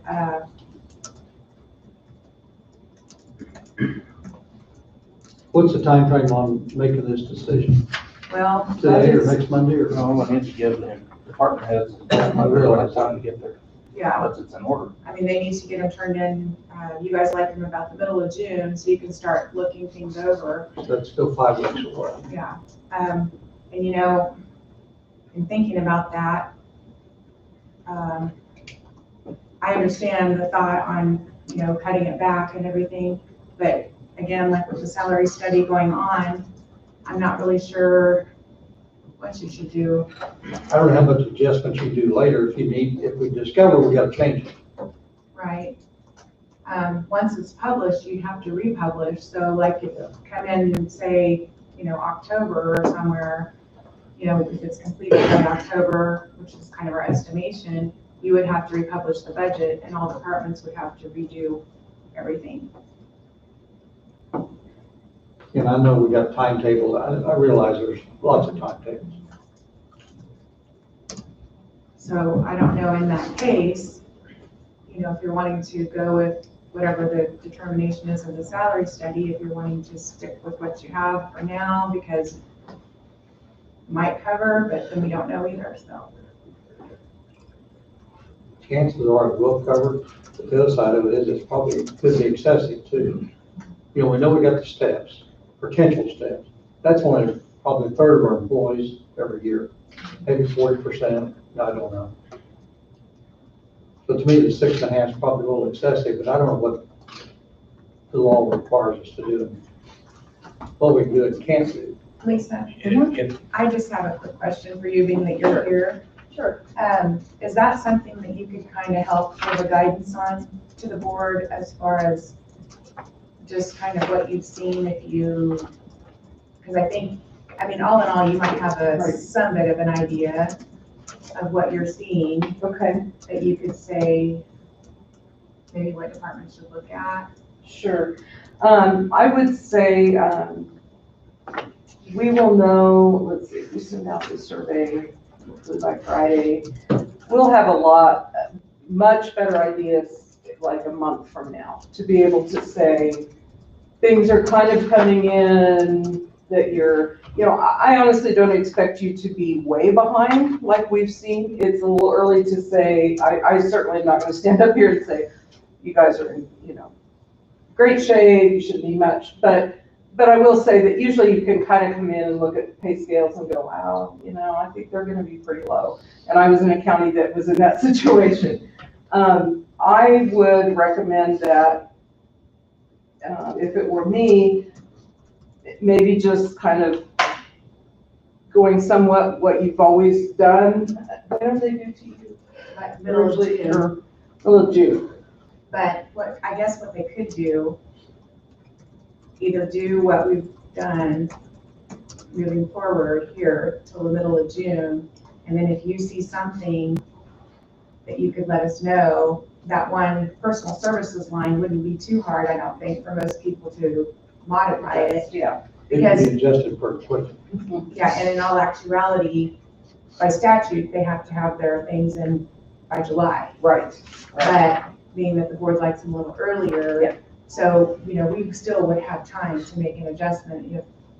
So it depends a little bit on how, I guess I'll give it from a couple of different views. One is, we should know, a pretty good idea, say a month from now. If things start coming in and they're looking way off one way or another, either you're in great shape or not. The other thing we have done when we've been tight on timelines is, and some counties are better able to accommodate than others. So I'm just speaking from some we've done. Where we know that we're going to need, X amount of dollars, we just can't tell you 100% sure which departments they belong in yet. And they've been able to plant, or put a placeholder is probably a better word, an amount of money that we believe that we will need to at least do a first phase. A little bit of it also depends, quite frankly, on the history, I don't know what I want to call it exactly, whether it's PR or what. If you say do 0 increases, I understand what you're saying is then we can more carefully put money in. I think that could send the connotation that you're not planning to give any increases. And I really hate to set up our study I understand that. to have a negative, like, this is not good. On the other hand, again, if you feel like, I think you said 6.5%, seems like a lot, there's pieces of that, maybe you can budget more specifically. I think that's great too, but I guess I kind of, from a PR standpoint, discourage you from going to 0. I've seen counties do that in cities, and it really caused quite a stir. And frankly, you've had some of that happening because of the pandemic and uncertain what you want to do with step increases versus cost of living. There's already maybe a little bit of nervousness out there. So I don't know if that's exactly what you were looking for, but I think I put. I think there's a better way. So, So right now, we're looking at items 3 and 4 on the draft memorandum here. So item 3 was allow 3.5% for your 2021 salary budget. And that's 3.5% above your best estimate for your 2020 total salary expense. Would it be more accurate to say allow, if we use the 2019 actual, we add our CPI from last year, and then add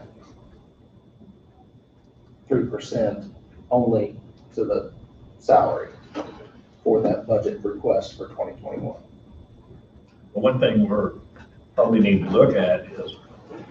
Right, but I'm if we saying- revamp our CP4, some of these step increases that are predicted for next year may not happen because we've changed our CP4.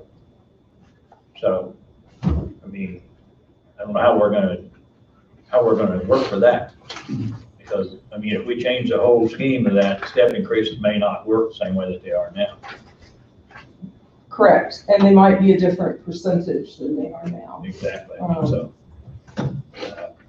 so what about, can I throw out another idea? If they did the 3% for all departments, and then we set up a department under the general fund for when your study comes back, and if you say you're gonna need, $100,000, just hypothetically. Right. We could put that money there, and then it could be divvied up between which departments may need it. That's what I've seen done, and seen in other places, and actually did. I don't want, I'm trying to be real careful not to say, well, in Geary County, we did this. Because I'm not saying Geary County, was perfect by any means. That's just it's another Kansas county in my closest experience. So we had a pool of money. So we had a pool for our longevity. we had a line item, when I say pool, we had a line item for, and we actually kept it in place, a line item for market adjustments. And most years there wasn't anything there, but years when we knew we needed to do a little mini study because things had changed in one area or another, we may put $50,000 in there because we felt like we might need it. We particularly like doing that. And then they did that in, it was a Missouri city that I was working with. They did that same thing so that it was, it ended up being able to be a smaller amount of money that they used where they needed to each year rather than each department trying to budget for what might happen or might not happen in their department. Just a couple of ways. Others put everything in each department's budget. Okay, along Cody's same line, why not have department heads give you the actual of what they predict next year? Because they're gonna know what their longevity is, they're gonna know what their step increases are, and they're gonna know what their salaries are. Give us that, whatever it is, and then we take and make this other fund for extra above that. Because if you go back to 2019 actual, part of that year, some people were making this and some were making less. And so you have to really probably look at the last 6 months of 2019 to really know where it's at.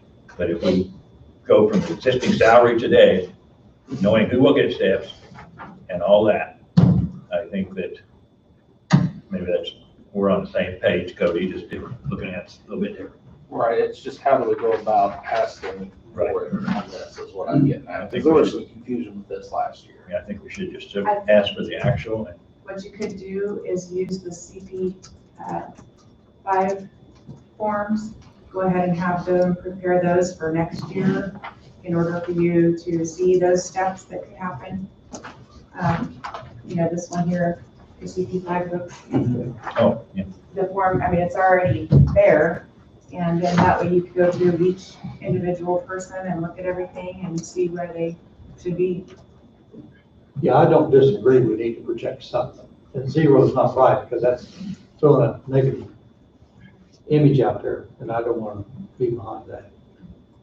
But I think there has been a little bit of discussion, 6.5 might be a little greater than we need to have.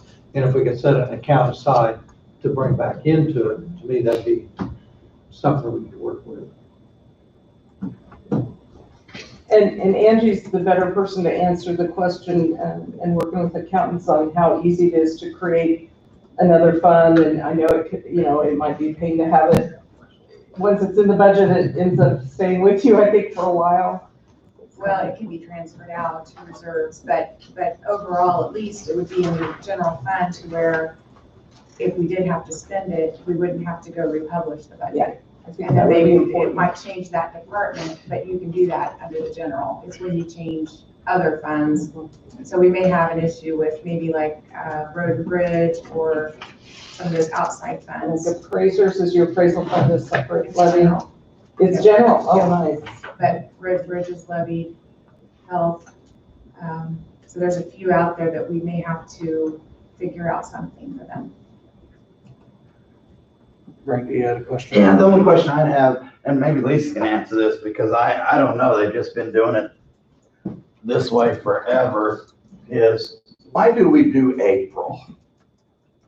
Because for budgetary purposes, when we get ready to submit our budget, we gotta submit 2 different CP5s. You gotta do the one January, February, March, April. Or January, February, March, and then you gotta do April the rest of the year. Is there a simpler process to do that?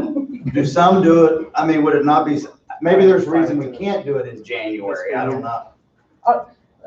I'll give you since you all looked at me, I'll give you a thought process. Okay. There isn't a right or wrong. I know that some people, and I don't know historically why you've done it. I know in some entities, it's important, and I would tend to agree with this. You don't have a merit pay system at this point. But you still have a system where if someone's not doing their job, they don't get their steps.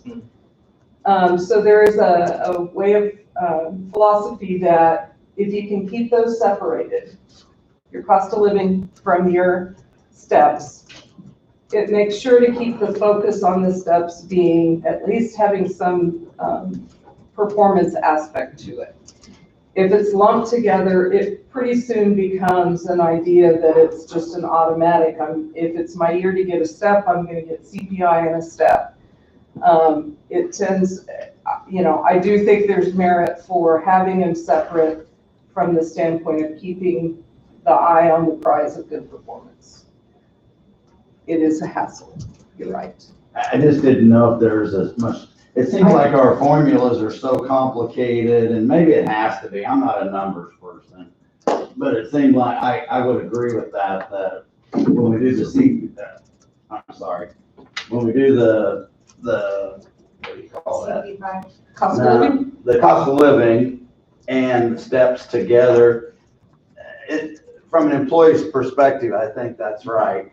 It almost becomes like one's connected or associated with the other.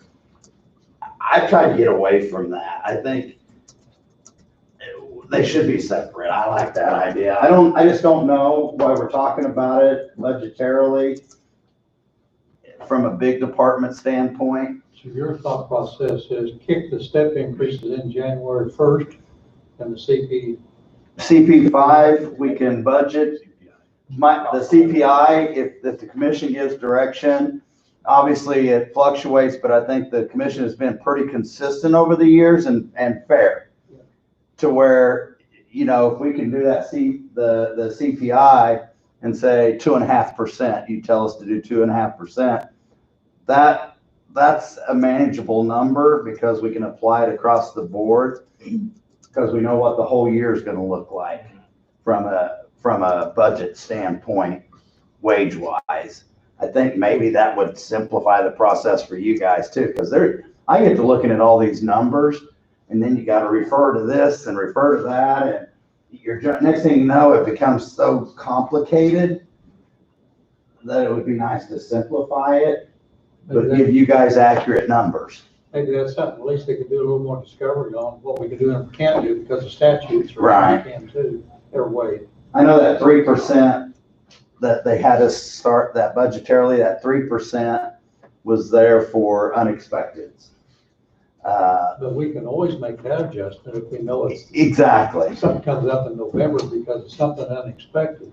Right. I'm saying that we can move funds in it to cover. Right, because what we do, when I budget, I figure each division, say, I kind of, in my CP5 figure, well, dispatchers are at say 1.5% overtime, jail at 1%, officers at 4%.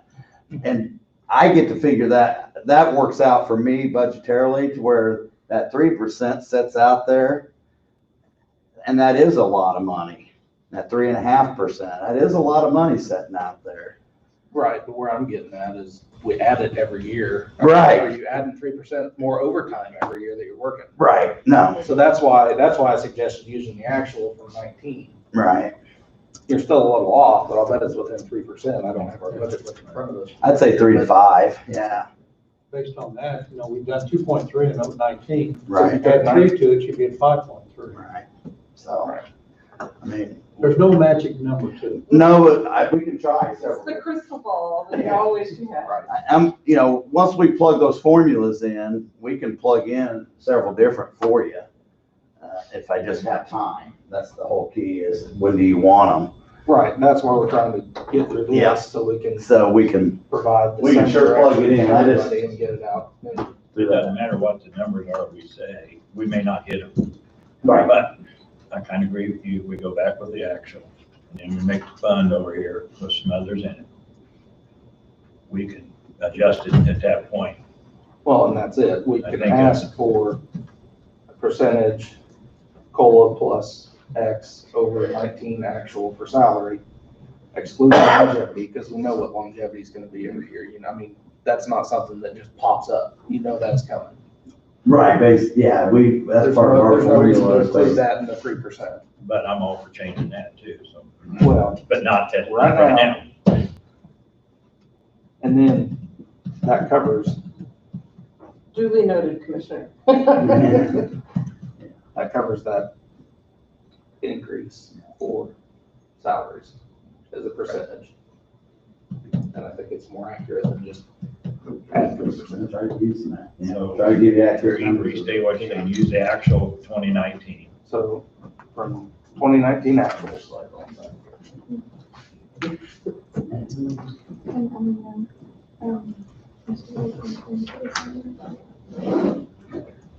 Add our CPI from last year, which was 2.3. But that would have been included in, that would already been included in 2019 actual. No, he's saying for 2020. 2020. Yeah, 2020.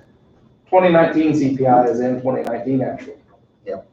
2020 CPI, add that to 2019 actual.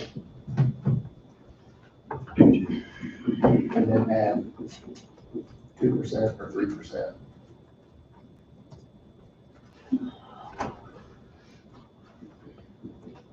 Because right now, the way this goes, we're adding a percentage to an estimate of a 2020 total.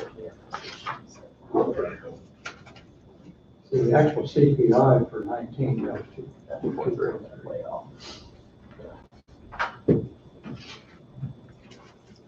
2020 was 0.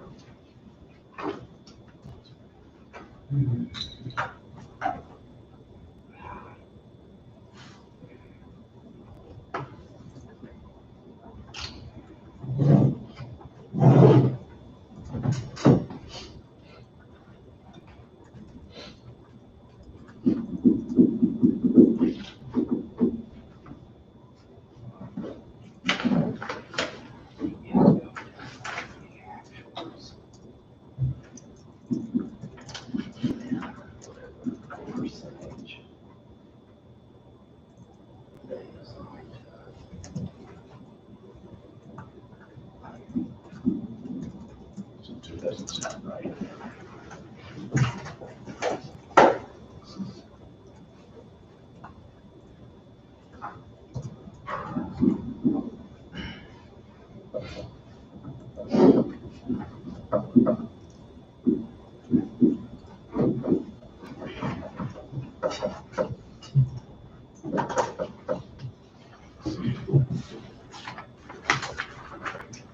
Was it 3 months other than 3 months, wasn't it 2.3 actual, CPI already in what the actual was for last year?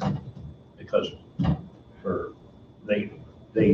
that was part of last year's, what it actually was. That was already in there, 2.3 was in there for the last 9 months. 9 months of 19. It was already in there. So by doing that, you're counting it twice if you add it to it. No, that's right.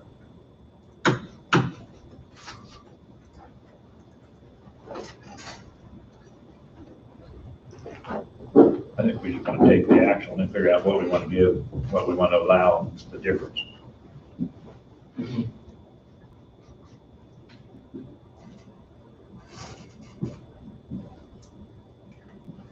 If we get their actual, then we get what they predict will be the longevities and their step increases on top of that. That should put us where we want it, what we want to be.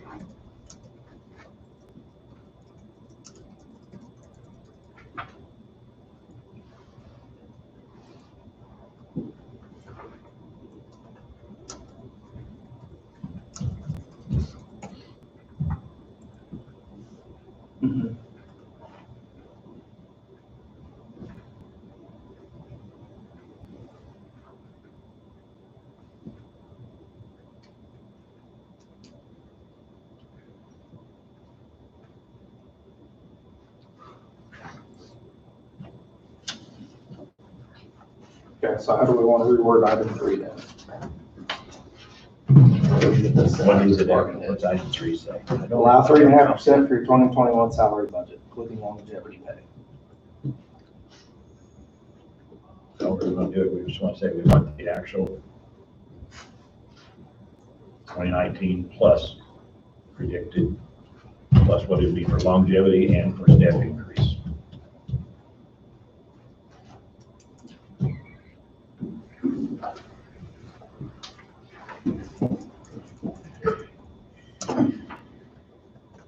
How can I ask a question?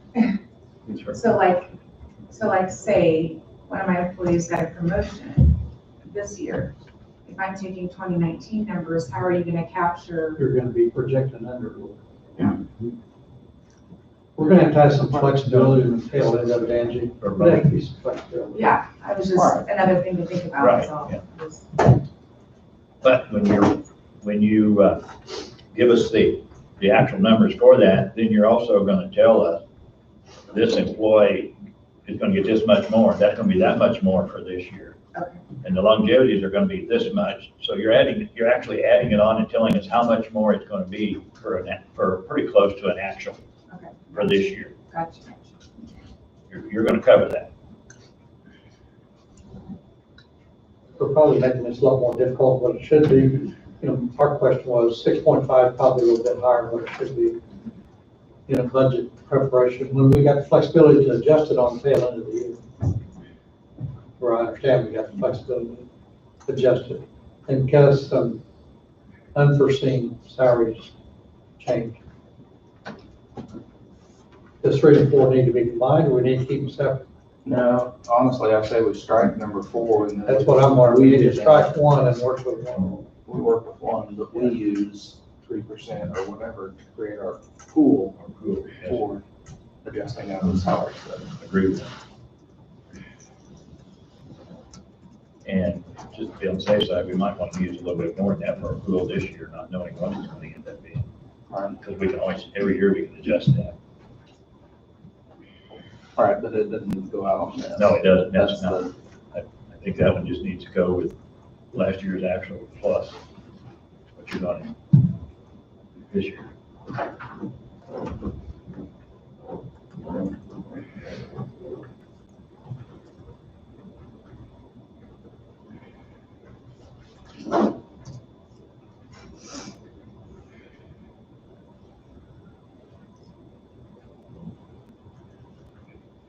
We just actually actual and just have each one just give us a list of who is up for step increase for this year and what that's going to be. And we may have to do a little work on our own to figure those out, but go with it. And then each one include their longevity in it, so we'll know what it is.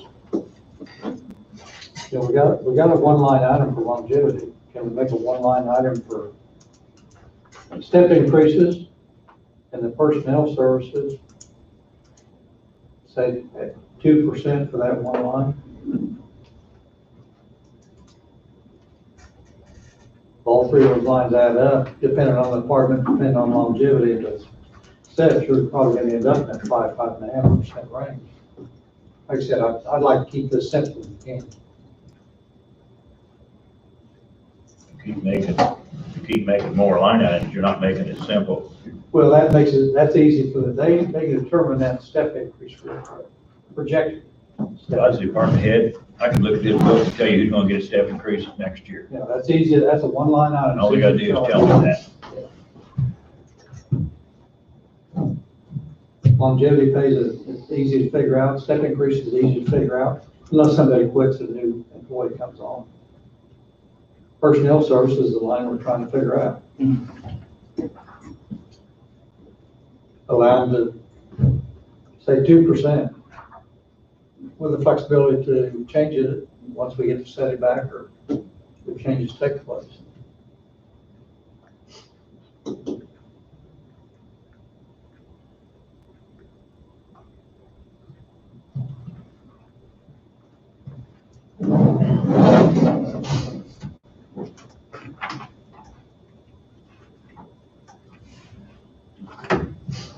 Wade, you've been pretty quiet. You got any comments on this?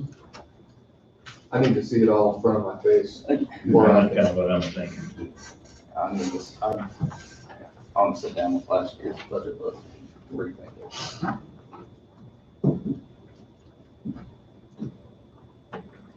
Basically, how do we want to build the framework to estimate a 2021 budget for personnel services.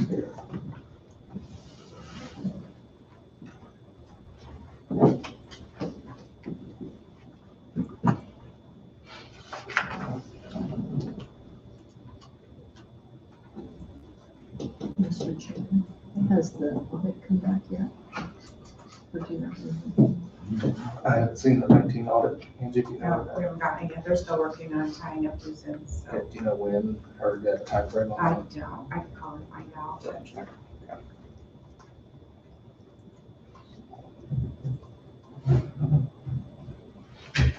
Well, let's give this some more thought then and try again next week. Like I say, I'll sit down with last year. That's one of the numbers I want to try to get.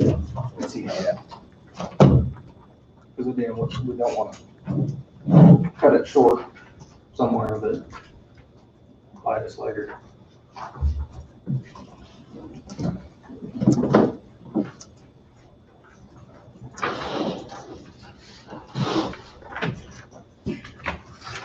Anything else for round table, Donna? No. You got another course? No. Wait. I apologize, I had no executive sessions, but a couple of things that came to mind while we were sitting there. March 17th was the day the board went in, put into place the internal policy that each office closes at 4 p.m. so they can clean the rest of the day. And that is for 60 days. So we're slowly approaching, I guess, quickly approaching that, and a decision will need to be made probably no later than next Monday on how that 4 p.m. closure, if that remains in effect or if that kind of goes away. It'll go away by itself. But if you look on each of the doors coming into the courthouse, I mean, that's what it says. 4 o'clock closes, just FYI. The other is, I think the board put it off for a week about the courthouse and whether it remains restricted access, although I think there's a lot of confusion about whether it's the courthouse is closed or whether it's restricted. You look at the signs coming up to the courthouse, and from talking to some of the security guys that are sitting up kind of manning the doors, there's a number of people that come up to the doors, look, stand there for several minutes, and then turn around and leave thinking the courthouse is closed. That's not the intent. So something probably needs to change, because that is, we can't have that. People need to have access. It's restricted access, and I'm mentioning it now, so hopefully if someone's watching, and maybe the paper can put something out that the courthouse is not closed, that people can come in by appointment, they're getting business done. And maybe Angie can put something out. I did put it on Facebook already, so. Okay. So I don't know if you want to wait one more week, because then that's when phase 2 of the governor's plan goes into effect. And if everything is what it should be on that date, then things open up, and at that point in time, just open up the courthouse altogether. Why that's additionally important is on the court side of things, on the 21st, I think we're going to have some live in-person hearings, and Judge Wine is trying to figure out a framework how to get the court back up and running. On the 21st, we have a number of hearings that need to occur on felony cases that need to get moving, and they have to be in-person hearings. So at least by design, the way that is going to work for right now is those people are going to come in, and there's going to be a sanitation process, I guess is what I'll call it. They come in, the hearing takes place, and then immediately afterwards, there's a sanitation process for tables, desks, whatever they may have touched. You have to wait for the drying period, and then we'll start over. It's going to be slow, and it's going to take quite a bit more time than it normally would, which means once we go back live, there's gonna be probably a similar process. And at least according to what Judge Wine has put out right now, the belief and understanding is from the judicial branch, anybody going into the courtroom or dealing with any court employees are gonna have to wear a mask. So I think the court is either gonna request that people bring their own masks or they're gonna provide a mask, just so we kind of know. And then either Angie or the sheriff was looking at some plastic chairs or metal chairs to put out so people could wait outside, because we don't need congregations and masses of people meeting in the lobby area, because then that defeats the whole idea of social distancing. So that's all I have for your additional thought and consideration. Part of your decision, I'd say that, I'll just throw this out there, is personnel I've been using in the lobby of the courthouse are personnel that would be utilized elsewhere in other positions, that once we open up to the courts, that sort of thing, those people are probably gonna need to go back to those positions, like my scanning and process service for summonses, subpoenas. One of my people does that. The other is court security. So that just, I don't know if that, I mean. Right, no, that's, Plays a said factor. on May 21st on, May 21st. May 21st is the first time we're gonna go live. I think we're doing Zoom hearings between now and then on other cases, but that's at least the first I know that people are gonna be here at the courthouse. I'd suggest that, what, this Friday, governor's gonna put her phase 2 possibly in. I mean, whatever. I would say, well, her 2 weeks would be up, so let's see what the governor has to say, 'cause that could change everything we're doing. We could do something and then the governor come up and say, no, you're not, so we're not. And we have time next week to do this right away. Yes. So I'm gonna suggest that that's what we do, wait till the governor says.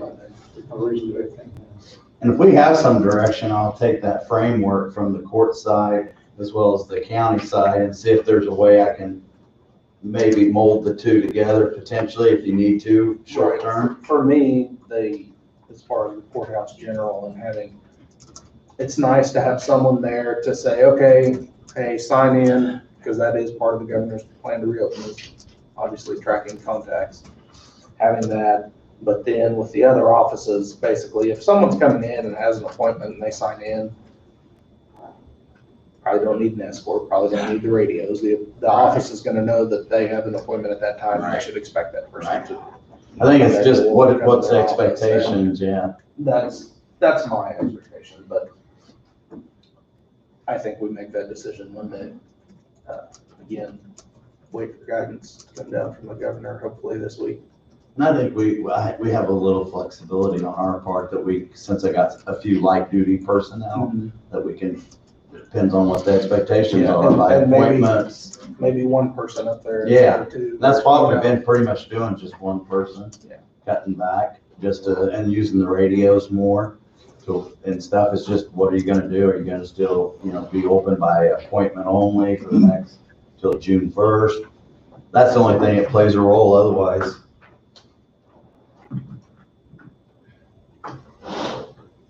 When did you say we started that 60-day? March 17th. March 17th. Yeah.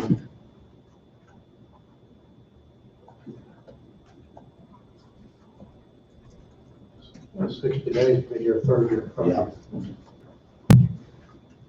So.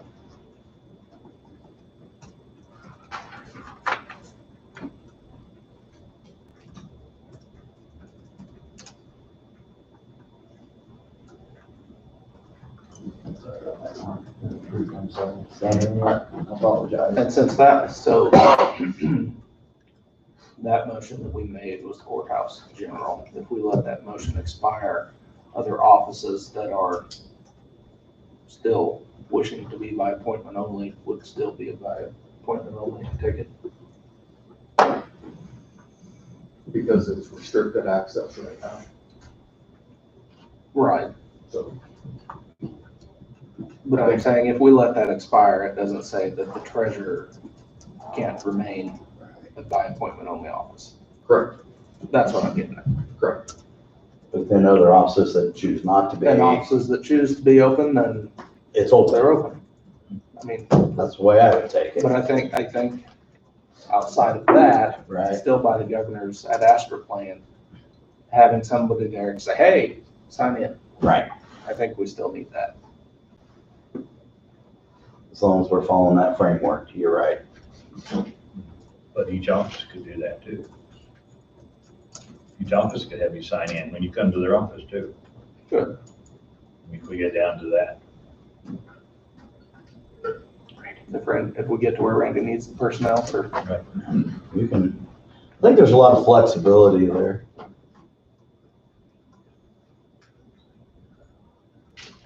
Right, that would be the only thing, if you're gonna let that expire, closing at 4, it stays open till 5, that has to yeah. adjust our scheduling, which is, like I said, we've got some flexibility there for you. Well, the 17th is Sunday. Is it? So, I mean, this week is not gonna make any difference, but I mean, we'll see what the governor has to say on whether Thursday or Friday. She will throw out her other, see what she has to say. And, We can throw some, we we could take the action pretty quick Monday if we need to, if we need to do can something. put some guidelines, or some recommendations together before Monday. I Right. can, but working with the department heads on security and stuff, and then registration process, we can throw you some stuff together before Monday. We can do that. Work with Angie and courthouse side, and the other department heads. I think we'll be all right. Anything else?